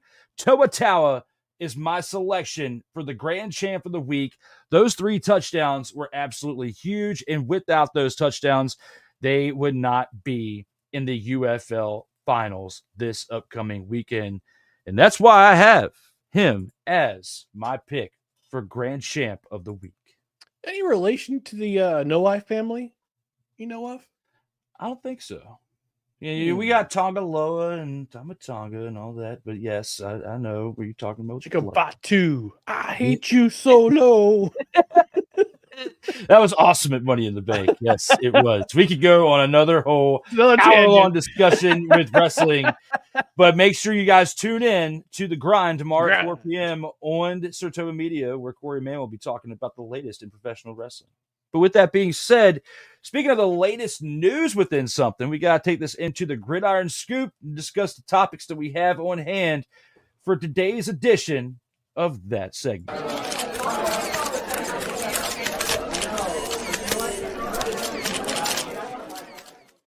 For the Gridiron Scoop, we got to discuss a few things. Let's talk it out here first with some NFL news. The Colts announced ownership transition from Jim Irsay to his daughters. Do you believe that this move will benefit the organization or further hinder its progress? It's a great question. I thought about this a little bit. I did see the transition to his 3 daughters, and Jim Irsay passed away about, I want to say like 3 weeks ago, I think it was. Mm-hmm. So, my condolences to the Irsay family, first and foremost. It's going to depend. It's going to depend on whether or not they make the right decision at GM, and whether they let that GM hire the next coach of the team. I mean, Sean Steichen is a what's it, Sean Steichen? Or am I thinking Shane Steichen. Shane Steichen, yes. Mm-hmm. He's the head coach of the Colts, and missed out on the playoffs his first season. By the way, learn your lesson: never throw to your third string running back in a key game on 4th down. FYI. So hopefully he learned this lesson. And last year had the injury with Anthony Richardson, who look, I feel for the guy having an AC joint injury again. So I don't know if he rushes recovery or he's tired, or just he's a freak injury, but it doesn't look good for Anthony Richardson. So they have to find. So maybe, hey, Indiana Jones, Mr. Daniel Jones, might be your starting quarterback in Week 1 for the Indianapolis Colts. But let's see what happens there. But no, I think here's the thing with the ownership. Like, one person's really got to take the reins. You got three of his daughters taking the reins in this regard. So who's going to be in charge of what? Who's going to be in charge of day-to-day operations? Who's going to be in charge of hiring and firings? Who's going to be in charge of doing the money with the salary cap and make sure that everything is above board?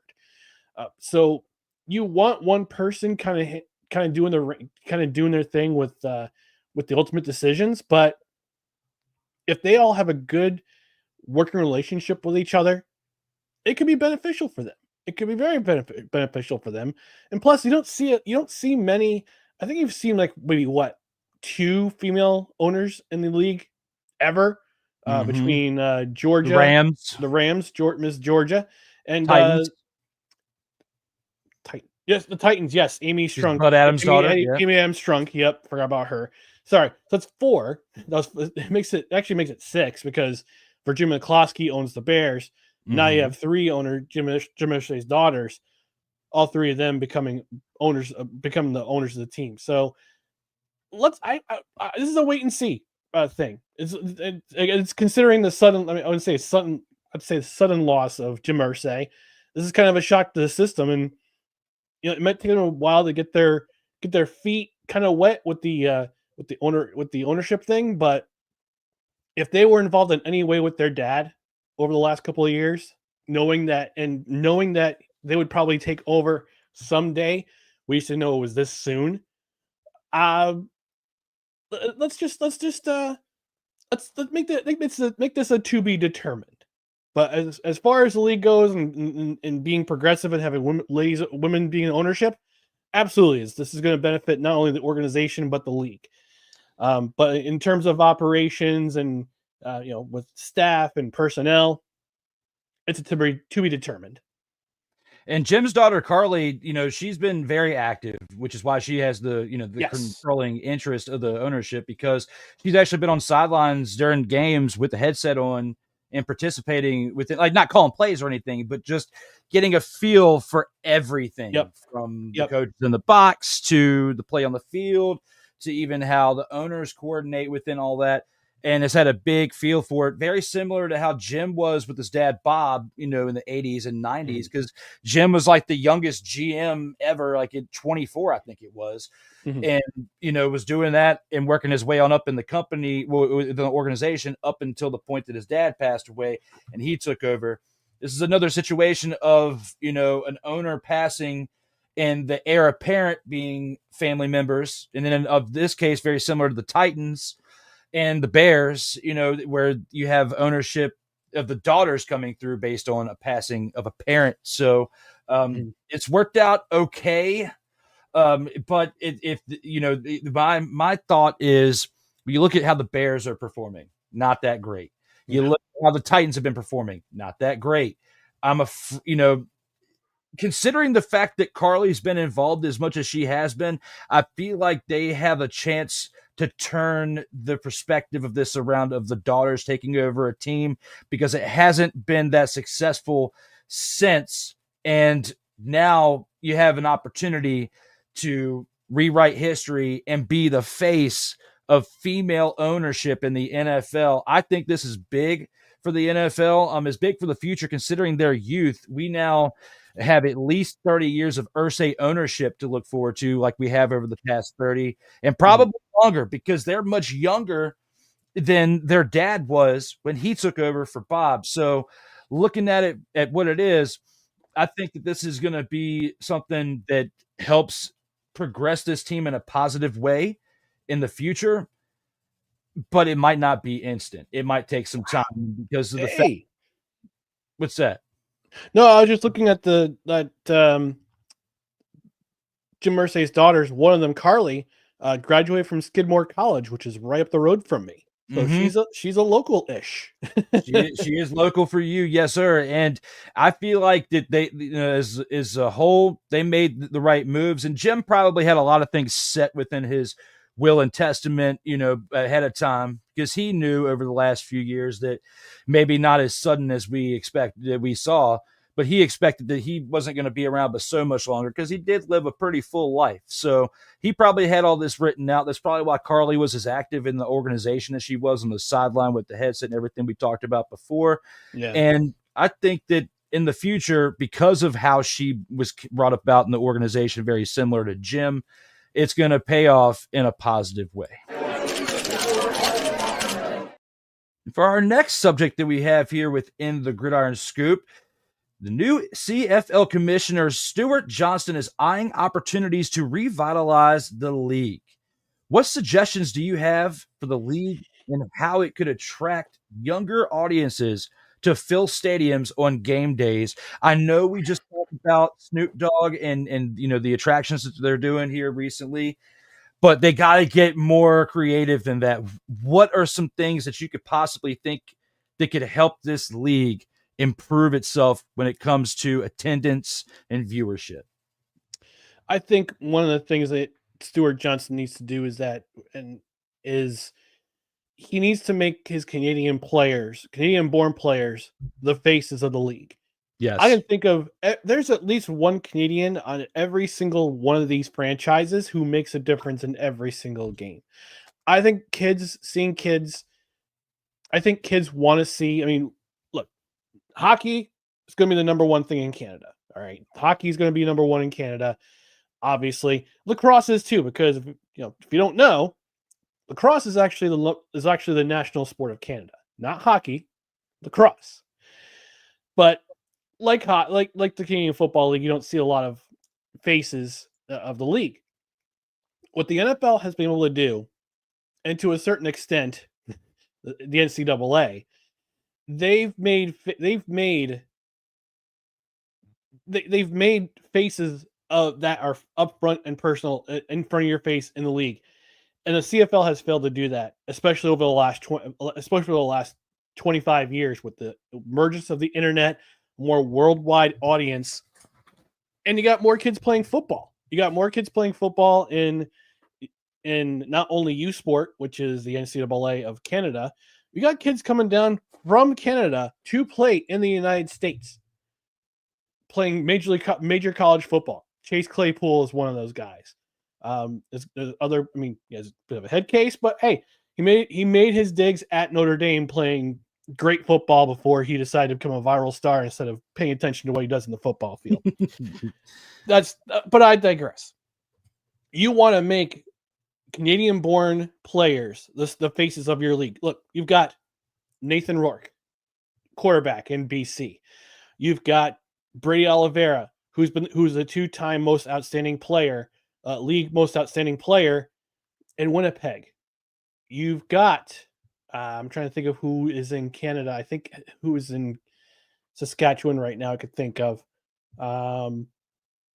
Curtis Rourke, Nathan's brother, got drafted by the Saskatchewan Roughriders. He's not playing right now, but he could be a future star in this league, like he was at the university at Indiana University in the United States. He took them to the college football playoff for the first time ever. In Toronto, you got McInnes. You've got in Montreal. His name escapes me right now. I'm trying to think of who he is. Please hold. I know his name's on the tip of my tongue too. Davis Alexander? No, Davis Alexander's American. Sean Thomas Erlington? Well, Sean Thomas Erlington is Canadian born. But Marc-Antoine Ducroix, that's what I was thinking of. The defensive back, Marc-Antoine Ducroix, who's Quebec born, went to university there. You've got tons of impact players who are Canadian born playing in this league. Why don't you make them the faces of the league? I don't understand why this league is so. It can be such a. I mean, watching and talking to my friend Rod Peterson, this league can be such a boys' club. In that nothing is individual. It's a very Canadian thing. Everything's about the team. Everything's about the team no faces of the stars, no faces of the league. We can't have that. You can't market that way. Yes, you can. This is why your league doesn't get a whole lot of attention in Canada, is because you don't market your players. And yes, I understand everything's on a 1-year contract.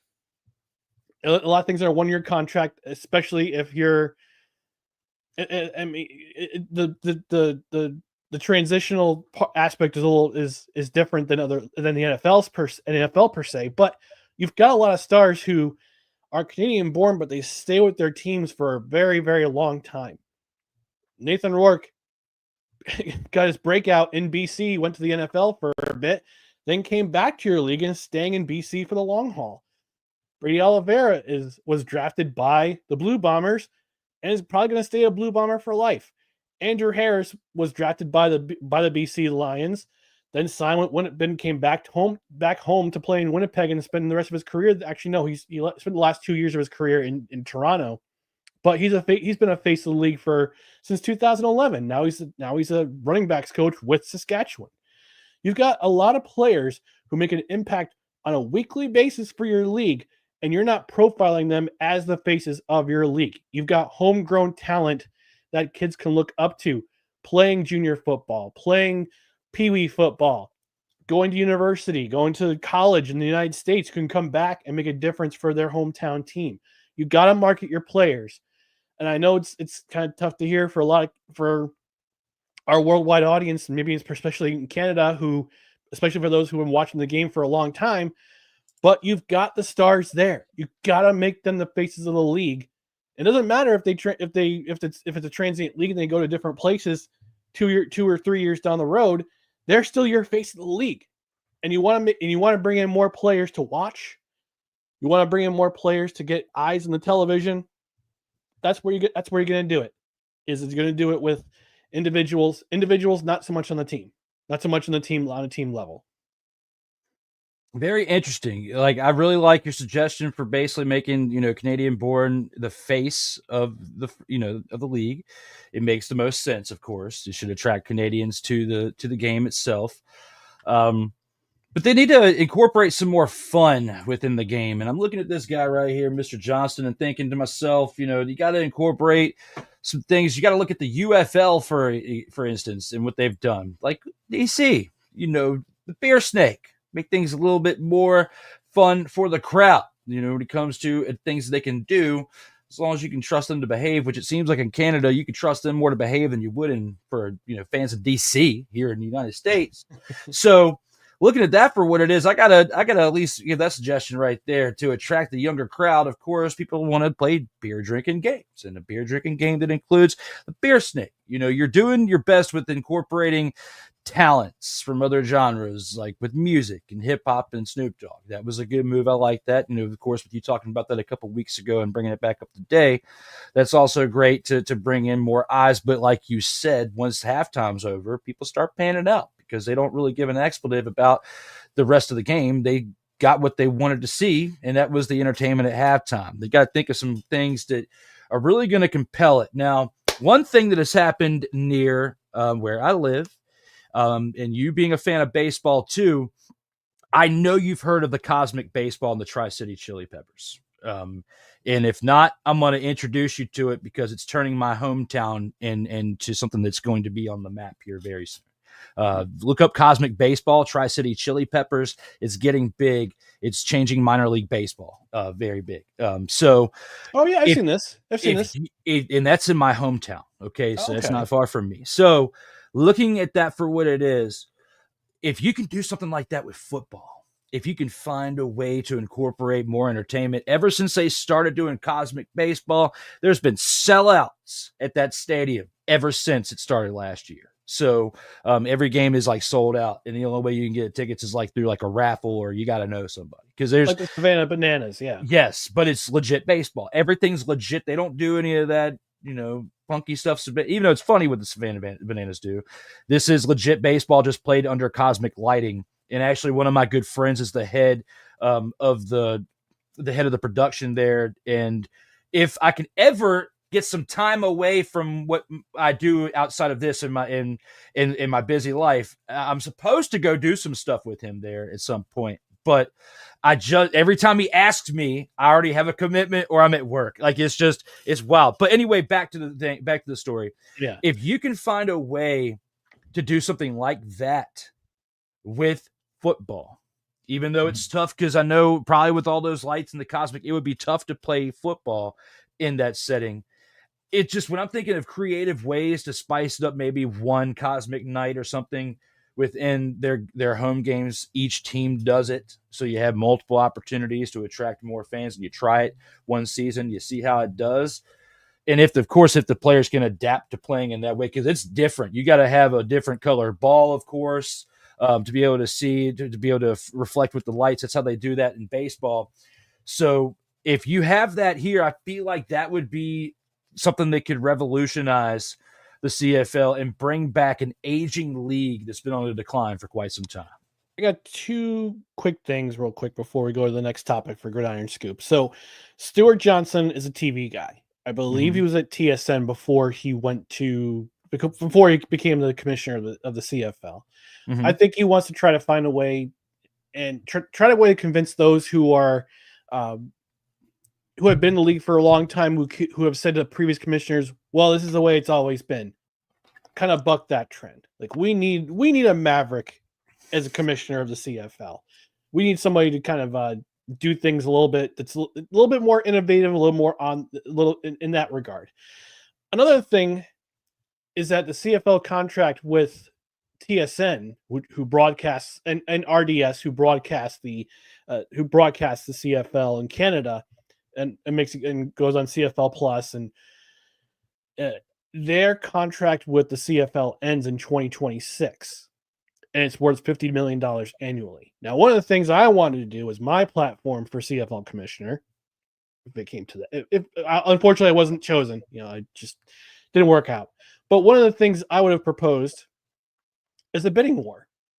I want a bidding war with not only TSN, but I also want it with Rogers Sportsnet. I also want it with CBC in the United States. I want one with ESPN, CBS Sports, Vice Sports, YouTube. I want to get eyes in the league. I also want to increase revenue. And right now, TSN's only getting $50 million a year from the CFL's getting only $50 million Canadian per year from TSN for the broadcast rights, compared to the NFL, where it's in the billions for X amount of years. there's a reason why the CFL isn't having the big contract. They're not paying out the big contracts. It's because they can't generate enough revenue to get more eyeballs on the string on your television. So I think once 2026 comes around, and then the season's done, I think you're going to see Stuart Johnson again being a Maverick and shopping this league around to not only Canadian TV buyers like Bell, Rogers, CBC, but also to American audiences like CBS and ESPN and other outlets. And you got to bring in more money. You got to bring in the ability to promote your players and pay those players well to promote your league. This is one way to do it. And again, get Canadian kids to pay attention to Canadian-born players. I just feel like unless they find a way to fill these stadiums more, they're not going to get the type of TV deals they want. They're not going to be able to get the increased revenue that they want. Now, they have more fans there than the UFL does, but the UFL has a lot more connections considering who's at the top of the food chain owning that league and how it's presented. It's not presented as a league to combat with the NFL. Okay. No, and it's presented as more like a start up to get yourself there to those who are struggling to make a roster and actually play in the NFL, those practice squad players, those free agents that get the opportunity to showcase their skills. And because of the way it's sold and because their partnership with the U.S. military, primarily the Army and the other sponsors that they have, that's what keeps them afloat and why they can get deals with Fox and ABC, ESPN, and, places like that, as to where, CFL is struggling when it comes to finding national television, to the national stations to put them all over television and get them where they need to be. And it's primarily on cable in Canada. Mm-hmm. So, and plus, if it's a Saturday night in, say, August or September, you're not going to find it on the main TSN station. You're going to find it like TSN 3, TSN 4, and it's like, that's why you can't get eyes on the product, is because not on the primary station. So if you put it on free TV, not say free TV, but if you put it on TV that most people can watch, like in the United States, the big four networks, ABC, NBC, CBS, Fox. Although I'm praying one day that the higher ups at Disney will put Monday Night Football back on ABC permanently, because it worked. It doesn't work on ESPN anymore. That's another topic for another day. But I think you just need to get more eyes on the product. That's why that's when you get more people to come out. The Grey Cup is a big thing every year, and you get people to show up in the stands just because they're mostly smaller stadiums. They're primarily smaller stadiums. I think BC Place is the biggest stadium of them all, but they only sell the lower bowl unless it's a big game and they sell out they sell both levels. But primarily it's played in small stadiums, like small college stadiums. Although I think Winnipeg, they hold in the 30s, and I think in Saskatchewan they hold in the 30s. But no, you need to get more eyes on your product, and you can't be doing it on the auxiliary stations of TSN. You got to put it on like it's like a television station like a CTV or CBC or Rogers. It's going to promote your product, going to make your product bigger than than you already have it now. Yeah, it's just, to me, I like what you're saying. The only thing I disagree on is I don't think they're going to get the TV deal unless they increase more consistent attendance, because you already have another spring football league that's showcased on big television networks, and they don't have that great of fanhood unless you're in St. Louis. Okay. St. Louis has been doing great when it comes to the fans, which is why they have the UFL championship game again this year. But if the CFL is trying to, in this case, they're kind of competing with the UFL, even though they've got a storied history. But the UFL is better in comparison to the fact that they're on bigger stations. They're on Fox. They're on ABC, which owns ESPN because they're part of Disney that owns them all. So they're on bigger networks because of their sponsors and the connections based on who's running it. Now, Stuart, like you said, who comes from a historical background of working with TSN and TV, he should have that type of in to increase the revenue or increase the viewership based on a better station. but you have to be able to sell it. And unless they can acquire the sponsorship to help pay for certain things and alleviate the pressures in certain ways, or in my opinion, just from a different side, because of course, I have 120 episodes of a debate show. I can debate a little bit. All right. Looking at that for what it is, I have to find a difference here. And I feel like the difference is when you turn on the TV, what is the similarities between the two leagues? They don't have enough people in the stands. You have different rules, and of course, it's 3 downs for a first down instead of 4, like the other 2 leagues that are primarily on TV around the year, and different rules, which make it interesting. But they're interesting to the older heads of the generation. Okay, when we're thinking of newer generations trying to get into football, you already have a long NFL season. And those of you who love professional wrestling and football and you use that towards your motivation to watch UFL, by the time you get to CFL, there's just not enough on the screen that's reaching out to you unless you're a diehard fan, okay, like us that just love football. And you're just a diehard fan of CFL based on your past, and we've covered that quite a bit as well. But the only thing, I like a lot of what you said, but the only thing I disagree on is I feel like they need to get more people in the stands in order to increase the odds of other bigger networks taking the chance on them. Because it's like when you think about the UFL on TV and their low viewership and how that's kind of trickling along, the CFL was doing that for years before the UFL came around, and that's why they've gotten to where they're at with a broadcast station and TSN. And I feel like part of it had to deal with, well, you got it on bigger networks and they don't have many people in the stands. Why are we carrying this on bigger networks? Because of that, they've got to find a way to bring more people in, even though that is smaller stadiums. And I feel like they have to, by doing things in between downs, in between plays, or changing the style of their production to be more attractive to the younger generation. But other than that, you hit every nail on the head. And I love what you said, but that's the only thing I just personally disagreed with. But with that being said, to keep things moving along, let us know here in the comments what you guys think about that. And we're going to take this on into the next topic, the last topic here of the Gridiron Scoop. That topic is this. Currently, Kirk Cousins' salary and no trade clause stand in the way of any transaction to be made. Do you believe a deal will be made before the start of the 2025 season? And who could legitimately be a front runner for his services? I'm gonna say no. It's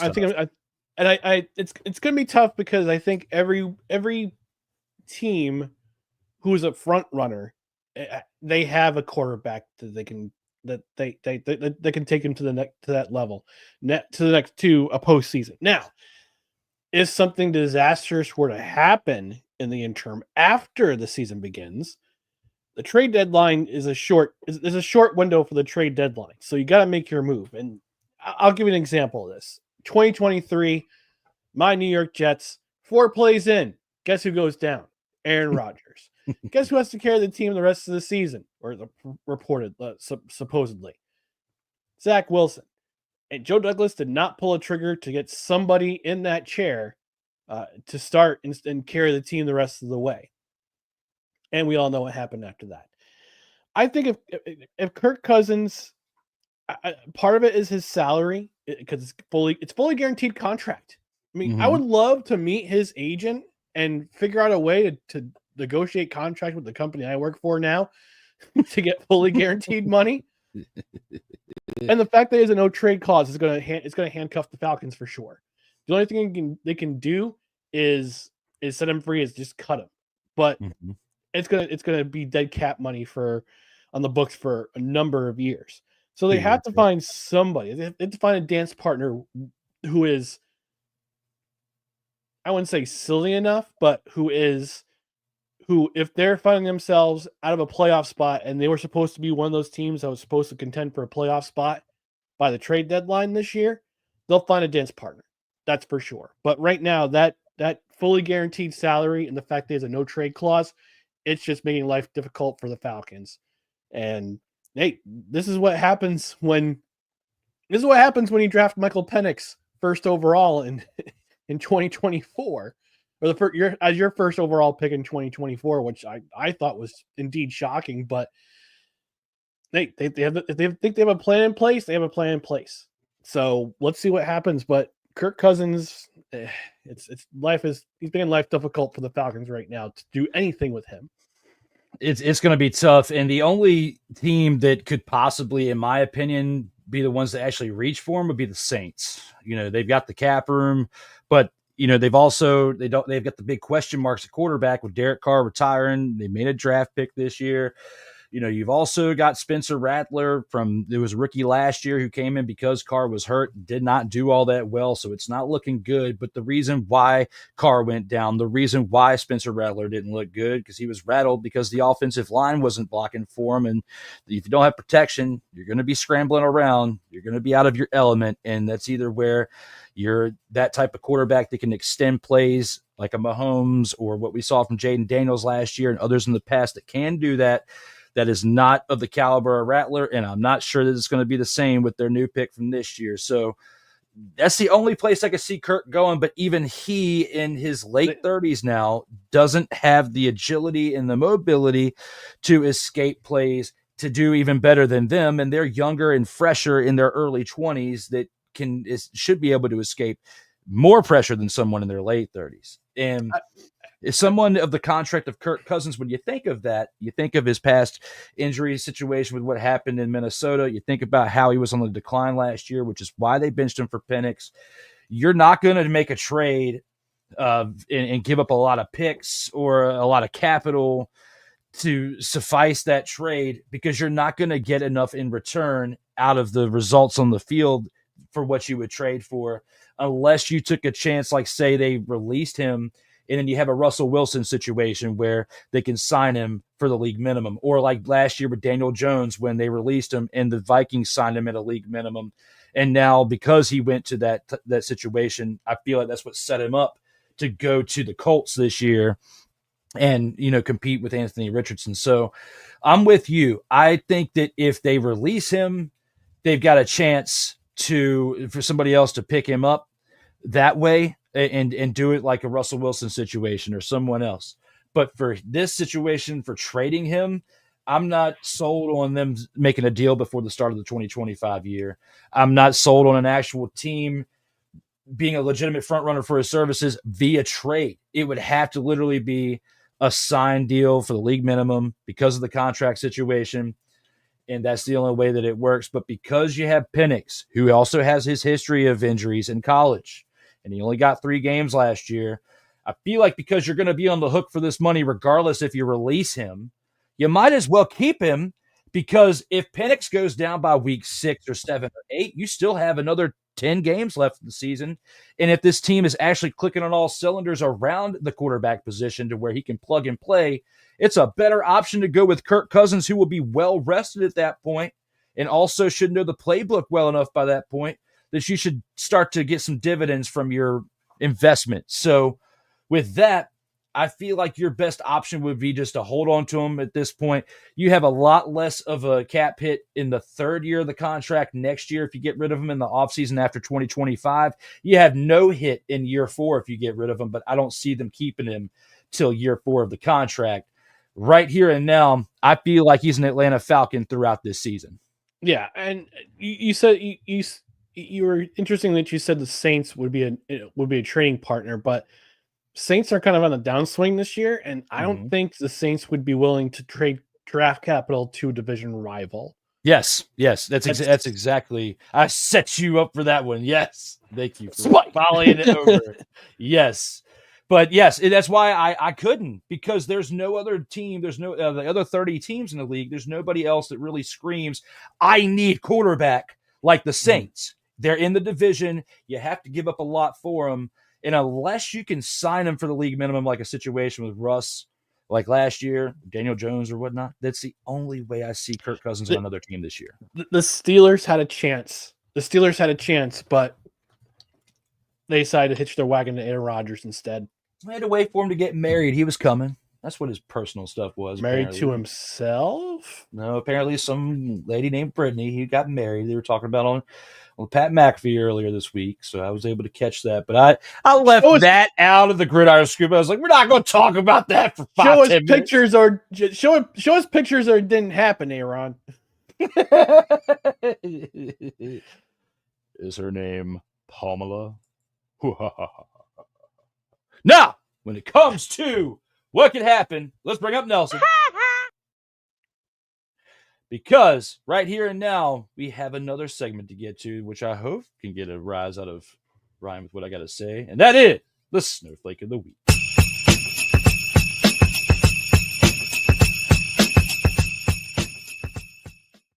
And here with the Snowflake of the Week, it's now Ryan's chance to tell us who he has as his pick for Snowflake of the Week.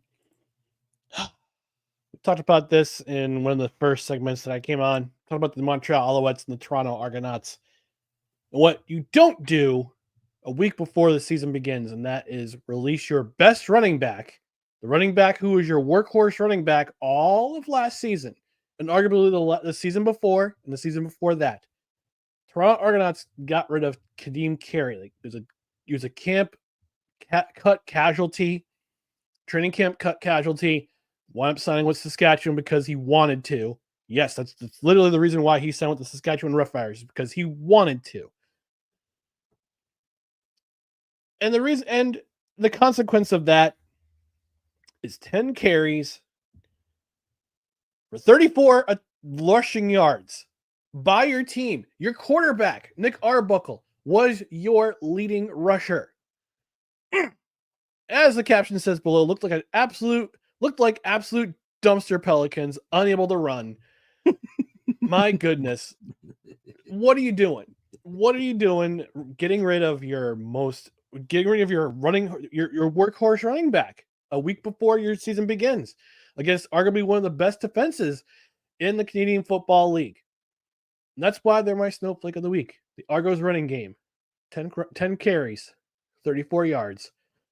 Most of those yards by your quarterback. Shame. That was a great pick there, sir. I loved it.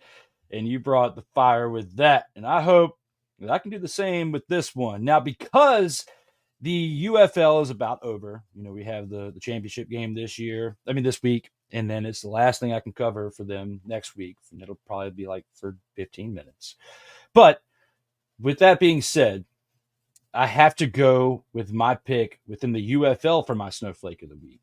And my pick is Max Duggan. Max Duggan was 7 of 14 for completions out of attempts, 105 passing yards, 1 interception. Don't let the numbers fool you on the bottom half, as he did have 8 rushes for 33 yards and a rushing touchdown, but the 45.2 quarterback rating was absolutely terrible when you look at the fact that his team lost 36-18, and they were the front runner to make it to the UFL Finals with an 8-2 regular season record. Certified dumpster pelican performance despite the rush numbers. I have to go with Max Duggan as my selection for Snowflake of the Week. Yikes. And in a big game too, like that. The semifinal of the UFL. Can't have a performance like that, Max. Terrible. So bad. Yes. And I believe. Oh, yeah. That's terrible. I had it ready to lock and loaded, but we've got one big segment left, but we are going to take a quick commercial break before we get to that. That is the 2-minute drill. And with that being said, we're going to take it on in to that right there.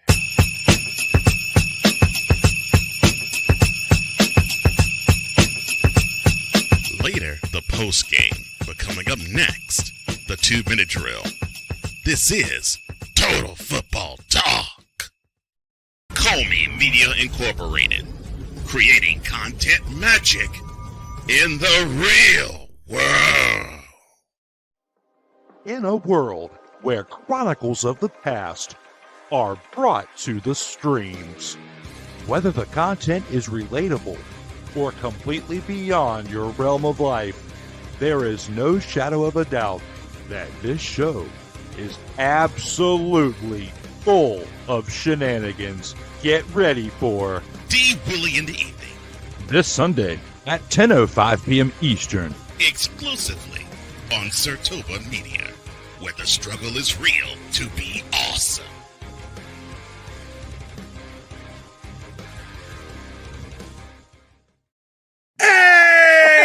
and gentlemen. Hey, look. Hey, stop playing games. Y'all already know. Go ahead and toss him some Willie Bucks. Ain't nobody playing around. Hey, $sign DWillie87. Go ahead and hit him up on the Cash App and go ahead and give him some Willie Bucks. Look at Drew looking stoic, ladies and gentlemen. Stoic on that $10 bill. So go ahead, slide my man over some Willie Bucks, and we good. That's all I'm saying. We good. Some Willie Bucks.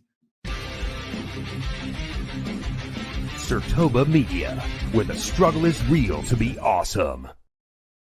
Oh, yes. The tradition, the pageantry, the spectacle, the history, the slut. Wait. I gotta rep my brother's stuff right. All my DMV soldiers, stand up! And welcome to the Commander's Gridiron Report. If you want your Commanders to be repped right, well, D. Willie is your man. Commander's Gridiron Report. Every Tuesday at 1:05 p.m. Eastern, 12:05 a.m. Central on the Sertoba Media YouTube channel. Music by J. Cool. Where my soldiers, right side, Commanders. Where my soldiers, left side, Commanders.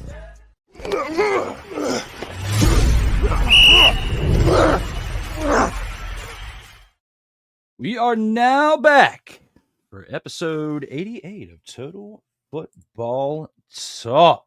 As we've been talking about the CFL for the most of it, CFL Commissioner looking to revitalize the league as we are live right now. When it comes to this, we've got plenty of things to discuss within the 2-minute drill. I am back with returning legend Ryan McCarthy, the brewmaster, here to brew us up a great part for this 2-minute drill that we're going to talk about.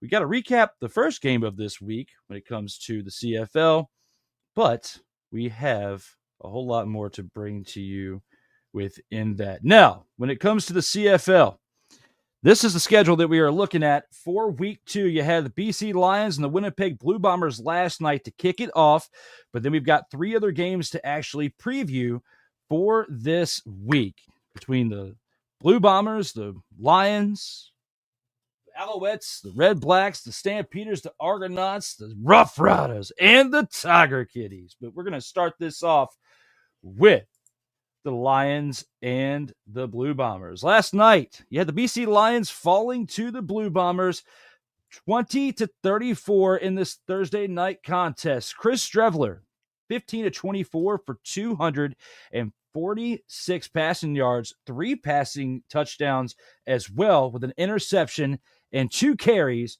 for 9 yards. Matthew Peterson, 23 carries on the day for 130 rushing yards and a touchdown. The Blue Bombers offense altogether, 201 rushing yards on 33 carries for the day. Absolutely great mixture of the run game here for the Blue Bombers. Carrick Wheatfall, 5 receptions, 127 reception yards, and a touchdown, along with Nick Dembski's 4 receptions for 53 receiving yards and 2 touchdowns in the air. Tony Jones on the other side of the ball for their defense, 10 tackles, along with Marquise Bridges' 2 interceptions.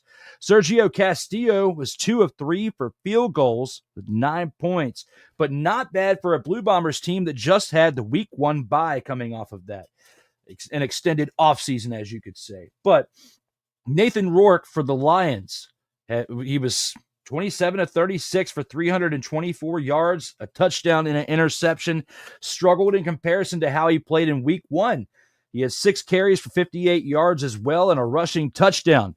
James Butler, who also turned the tide after having a decent week 1 game, 10 carries for 27 rushing yards on the day. Had 5 receptions for 42 yards in the air, but he is a running back, not a primary receiver. So for that, I still got to say he struggled on the day in comparison to what he did in week 1. Keon Hatcher, though, had 4 receptions for 150 receiving yards and a touchdown. Helped contribute to the team, but unfortunately wasn't enough to change the deficit of 14 points by the end of the game. Justin McGinnis was also big for the offense for a second straight week, 4 receptions for 58 receiving yards. But the Lions defense struggled as they only had 2 sacks on the day and an interception by Gary Peters. Sean White, highlight for the special teams, 2 of 2 on field goals for the day for 8 points. Looking back on this within the 2-minute drill there, Ryan, what are your thoughts for the Lions and Blue Bombers game last night? So I think people were talking last year about the demise of the Winnipeg Blue Bombers. Got off to that 0-4 start. I think it was very important for them to get off to a good start this year, come out the gate running, in a sense. I hear music. But the story of this game was the fact that they didn't have Zach Collaros. He was serving a suspension because he missed a phone call for a drug test. Put in Chris Strebler, former New York Jets quarterbacking legend, Chris Strebler, I might add. Oh, and Arizona, spent some time with the Arizona Cardinals, had a cup of coffee with them.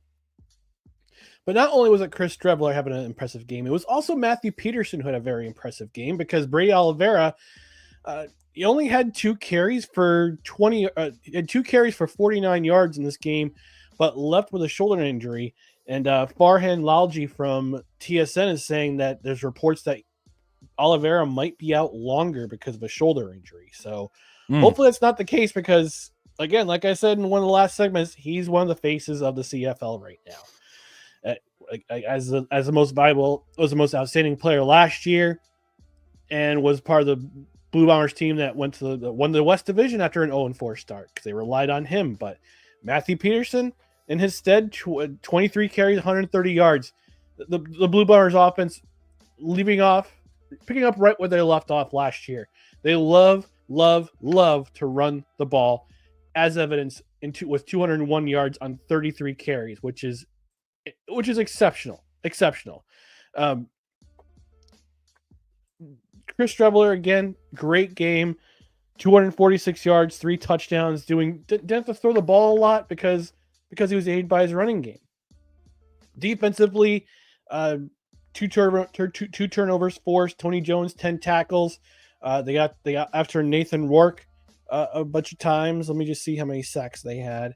They had one sack, but they were getting after him and forcing him to throw errant passes. 2 of them were interceptions. On the other side of the ball, BC couldn't get the run game going, so they had to rely on Nathan Rourke, who also got hurt in this game, but he toughed it out for as long as he could. And then in the fourth quarter, Buck Pierce yanked him, put in Jeremiah Masoli for a couple of plays in the fourth quarter, wanting to conserve his quarterback, just make sure he doesn't get hurt further, and he throws an interception. So Winnipeg, their demise was well exaggerated, and I keep hearing about this team's getting older, the core of this team's getting older, but they know how to find players to fill in the hole where they needed to. So Strebler stepped up, had a great performance. Peterson stepped up, had over 100 yards himself.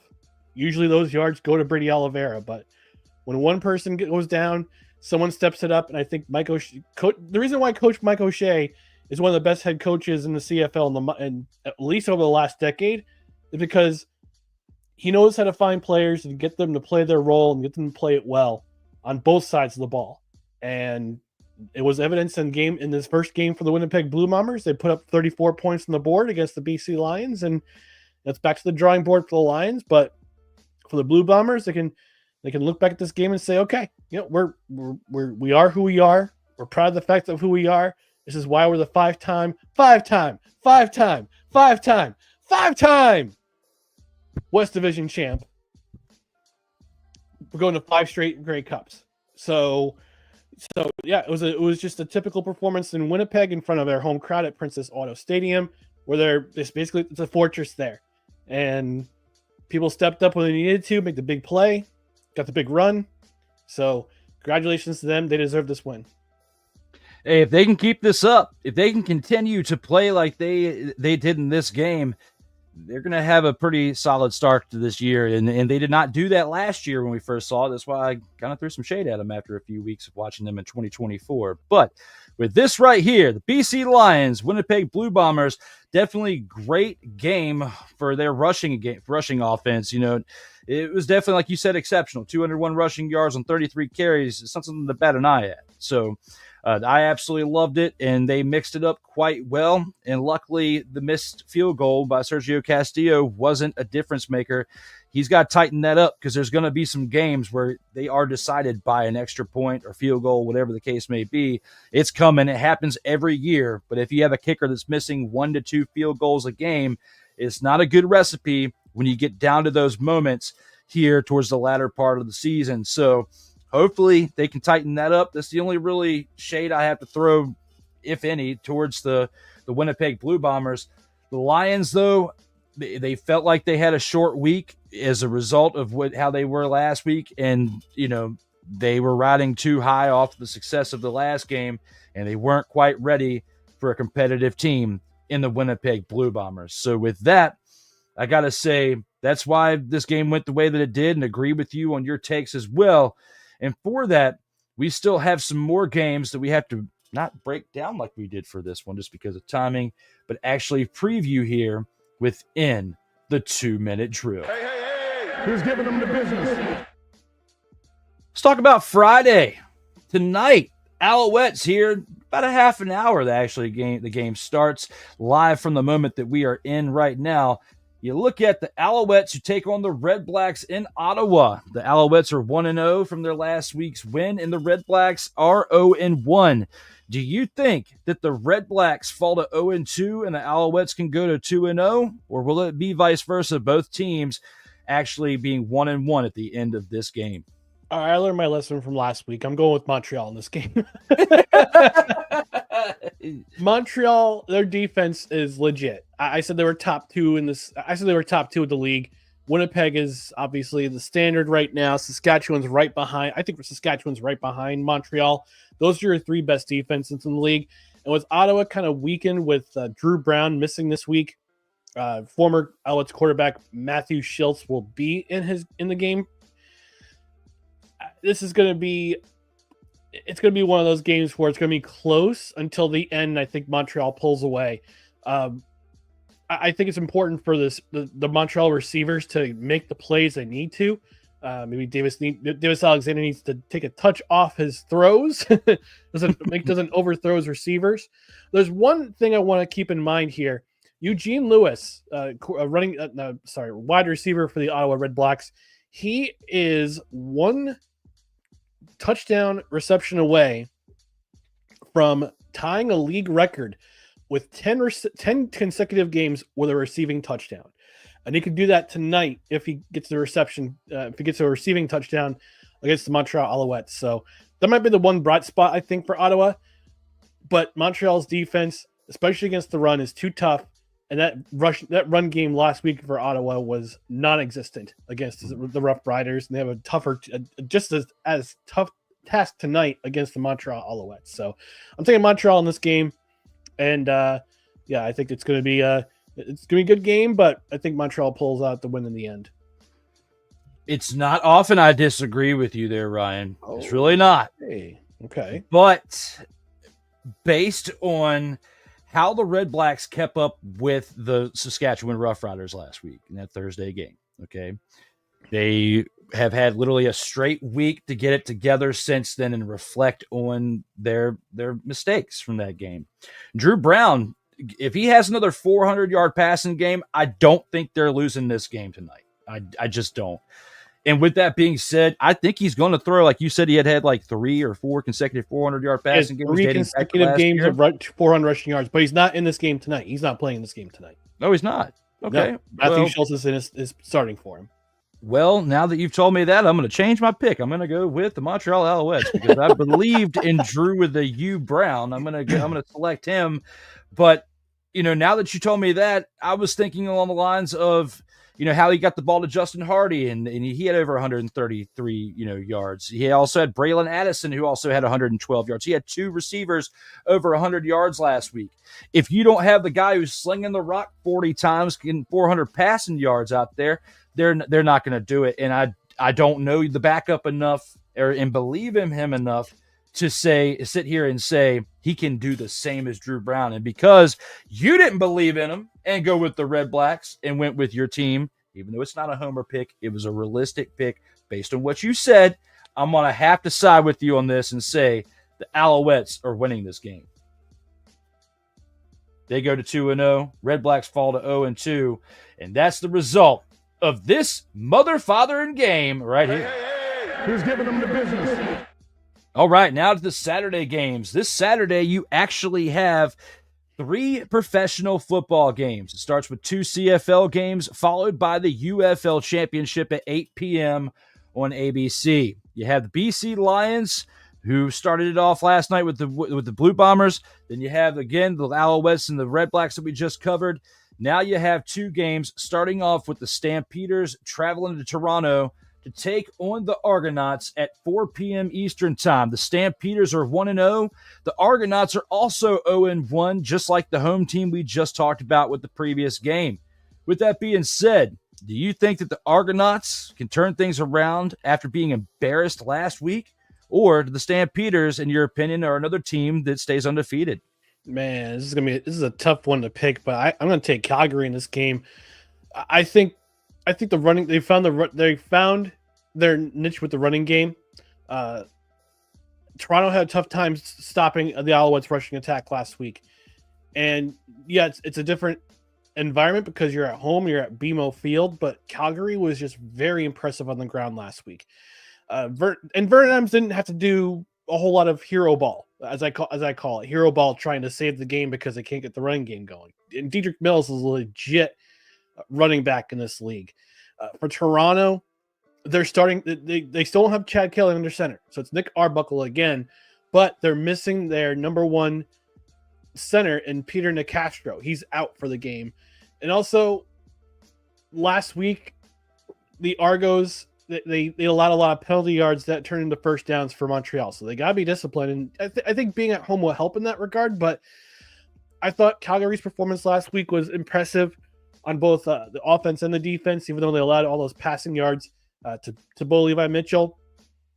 But it's not they're not facing Bo Levi Mitchell this week. They're facing Nick Arbuckle, who's going to do just enough. And also Toronto needs to find a running game. And their running game was absent last week. So I've got Calgary. They got the better running game. They've got just enough to take it over the edge against Toronto. I like your take right there too. I'm going with Calgary as well. It's ironic that all 4 games that are played this weekend by the CFL from Thursday to Saturday, all 4 home teams are going into these games with no wins. Even though the Blue Bombers were on a bye in week 1, you still got to count that. No team that's a home team this week going into their game had a win. Blue Bombers changed that up after, that win from last night. But I got to agree with you here. I just don't like what the Argonauts have in comparison to the Stampeders, and I don't think they're going to be able to compete with them, even though it's not Bo Levi Mitchell, like you said, in the Tiger Cats. I just didn't like what I saw from Toronto last week. And for that, I got to agree with you and say that you got 2-0 teams now back-to-back, and all 3 teams are technically that we have predicted. Well, the one from last night is a result of 1-0, but the ones we predicted are 2-0. All 3 teams that have won this week, if that happens, would be undefeated. That's absolutely wild. And for that, we're going to take this into the last game to predict for the week. Hey. Who's giving them the business? We got to go with my team, known as the Saskatchewan Roughriders. As they're on the road, the 1-0 Roughriders are on the road, traveling to Hamilton to take on the Tiger Kitties. For that, Tiger Kitties are 0-1 for their start in this 2025 season. Ryan, looking at it for what it is, do we have a continuance of undefeated teams, or will the Tiger Kitties upset the Roughriders at home? No, I think this will be a continuation of unbeaten teams, and I have to think 2-headed running attack with 2 very good running backs in AJ Willett, Kadeem Carey is going to make an impact. It's going to take a lot of pressure off Trevor Harris to pass the ball and make big plays when you have those 2 guys in your backfield. The defense is going to be is very adept at stopping the run. I mentioned in the game against Calgary that Greg Bell couldn't get it going.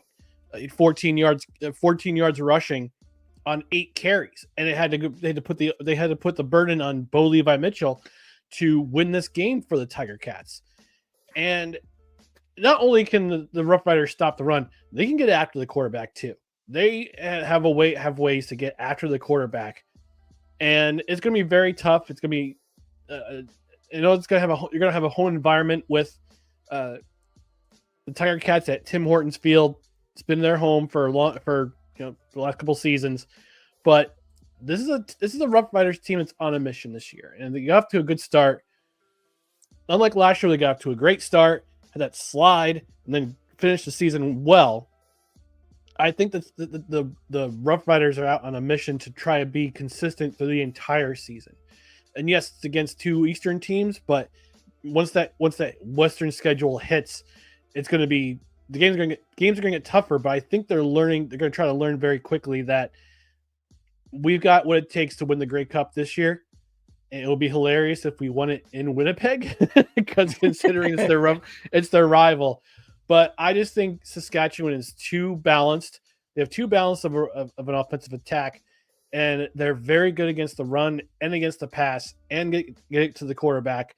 I think the Tiger Cats will, like last week, they'll start off slow and they'll try to keep it respectable. But I've got Saskatchewan this game going away.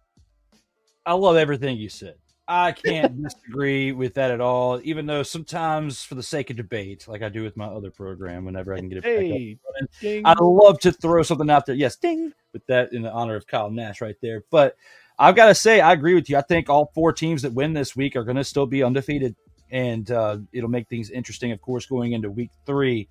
But based on what we saw from the Tiger Kitties, they have not changed much. We talked about it before. They need to establish a run game. And when you have a quarterback, no matter who's up there, slinging it 40, 50 times in a game, it's the recipe for disaster at some point. Even though the game wasn't as ugly on paper as it looked like it kind of was when you look at the fact that they have no run game.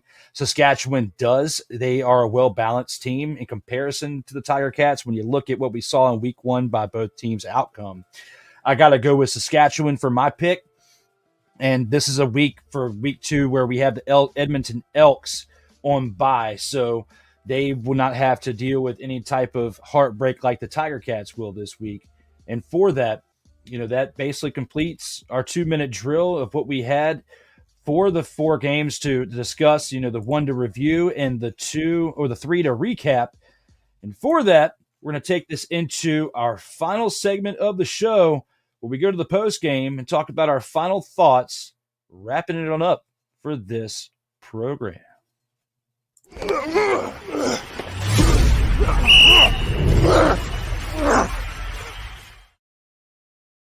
Total football talk.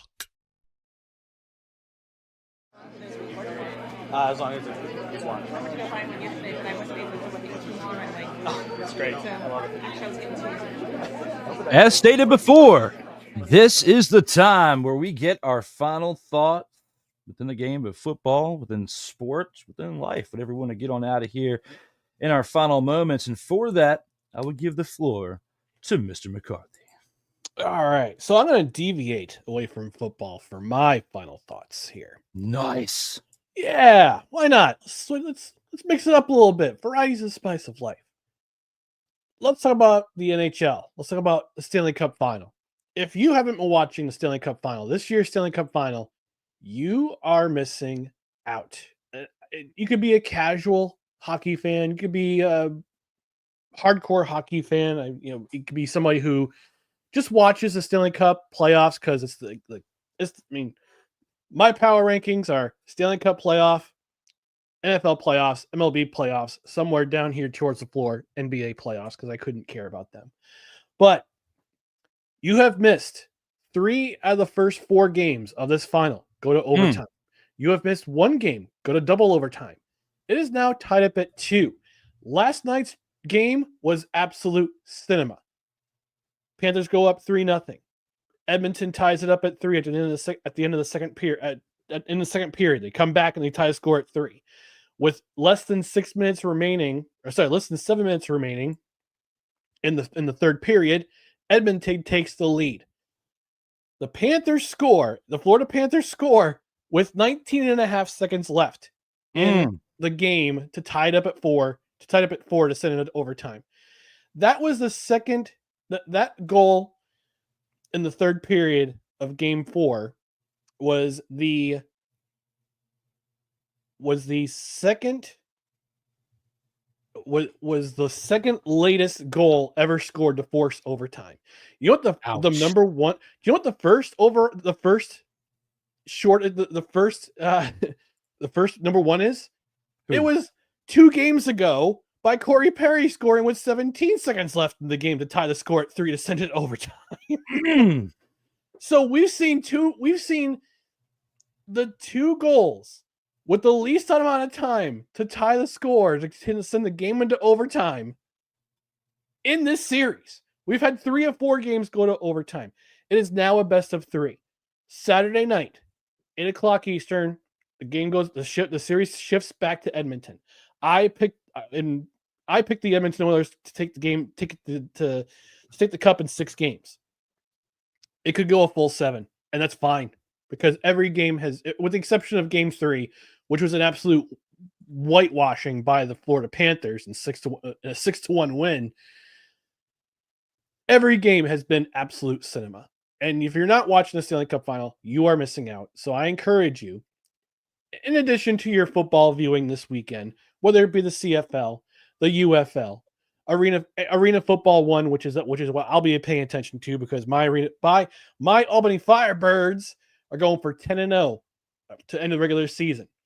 Nice. I encourage you to check out the Stanley Cup final. Check out some hockey. Even if you're a casual fan and you don't really care, you don't really follow the league that much, you're going to find yourself watching some absolute cinema, and you won't be disappointed. And you may actually increase your fandom after watching this series. It's been so much fun to watch. Well, you sold me on it because I've never really been a huge fan of arena football. I've seen some live stuff because we used to have a team in Richmond here in Virginia that used to catch back in the day, but it's been a long time since we've had a team here. So since then I kind of fell off and not really caring about arenas. It's similar to how you are with the UFL since you don't have an XFL team, since the XFL took your team away when they merged, but I digress. So I feel your pain on that, but you did sell me on it, along with a lot of other great things that you had to discuss within this episode. And I appreciate you, as always, for dropping in and taking this time to discuss CFL with me and just football in general and going outside the lines with NHL definitely was big. And then even wrapping it up with the bow with the arena was pretty nice there, Brian. I like it. So very, very nice. You must be a good Christmas present wrapper. Not really. Damn. Well, I am. I'll show you a class. Shout out to my grandma, rest in peace, for teaching me back in the day because I can wrap a present. Now, when it comes to wrapping a present, putting a bow on it, I'm going to step outside football myself for postgame. And, we've got professional wrestling that we had this past week. You look at Money in the Bank and R-Truth. Got Ron Killings. Finally, we got Ron Killings in WWE after what he did with TNA back in the day. He was world champion quality back then, and they were even booking him in world heavyweight championship matches when he first came back to WWE. Vince completely dropped the ball. We are finally seeing 15 years later what we should have seen from Ron Killings 15 years ago and how his career could be much different had that been the case. We all love the R-Truth character, but I think when it comes to how this Ron Killings character is going to play out in WWE, it's going to be big for him because he'll actually be able to carry on with that persona when he leaves. If he ever decides to do like the indie circuit again and tour around with that, he'll actually have some clout within that character again to where he was able to revitalize it.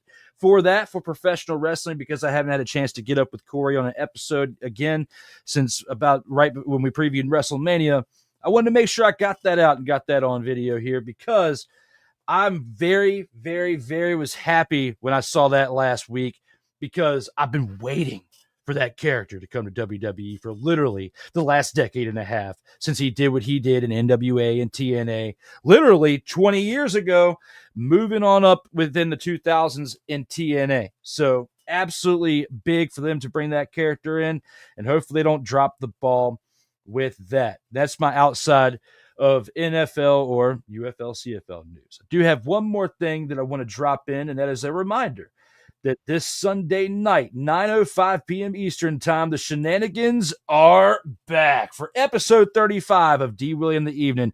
Not enough disinfectant for that. This story is going to be epic. I lived it, was there, saw it, and yes, those were the words out of my mouth. I will definitely be bringing this to a different light. If you like the Firefly Funhouse, if you like Bray Wyatt, I've got an idea if I have enough time to pull it off before the episode. If not, just editing is going to have to come into play for it, because it's going to be a true story, but I'm going to put a twist on it. It's going to be inspired by someone that Corey and I both, are fans of. Rest in peace to Bray Wyatt, but this will definitely be inspired by the Firefly Funhouse. If I have enough time to do what I want to do and set the garage up the way that I want to before we get to Sunday. But a lot has to fall into place. We'll see if that happens.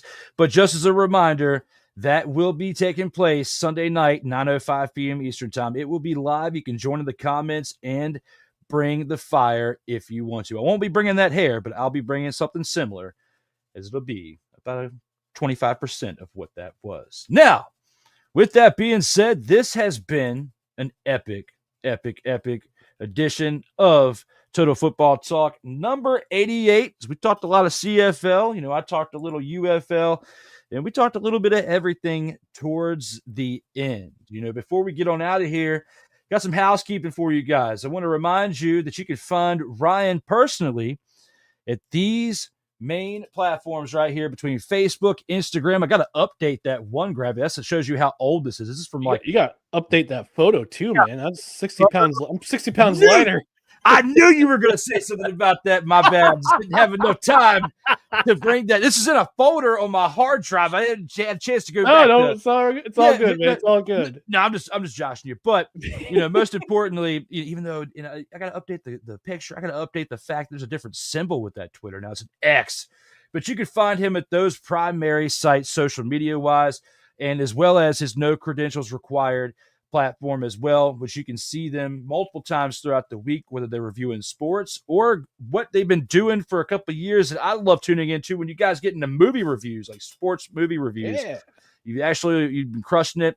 I've been catching as much as I can. The only downfall is my schedule. Like, I'm at work when you guys are live. It's what sucks. So I have to catch the replay. So, but another great episode this past week, and look forward to the next one that you guys have as well. If you guys want to go to work when it comes to search for somebody, you can go through all these different links right here and find yours truly.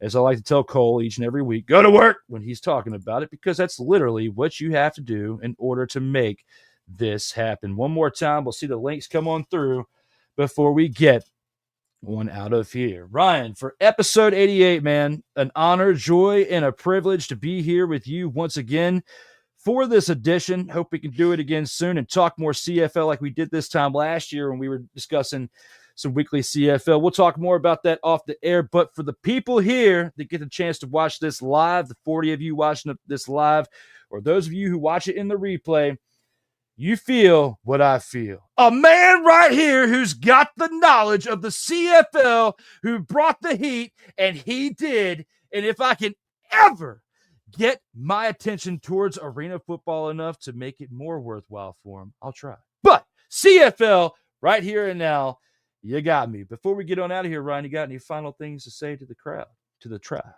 No, just thank you for joining us. We appreciate you stopping by, and thanks again, Drew. Thanks for letting me be a part of this program and many other shows. Hopefully, I get to join you on D. Willie in the Evening at some point. I'm not sure if it's a shame pointing finger or just, yeah, you should. Yes. Okay. No, that was not shame. No. I meant, okay. Come on. Yes. It's more like this than that. No. Not the Kimbo Matumbo finger. No. I'm too excited, man. I saw that. It was kind of like this to both. Surprise, motherfucker. It was a surprise because of what I did and how it was all a surprise. But like we say at the end of every show, like Cole says, to lead me into what I say, I'm going to try to combine the two. Everyone, when it comes to life, like football, keep your head up, and you got to play until the whistle blows. And as always, for me, for Brian, for Cole, for this program, for everybody you know and love out there in these streets, please stay safe for the streets. Be safe, everyone. Peace.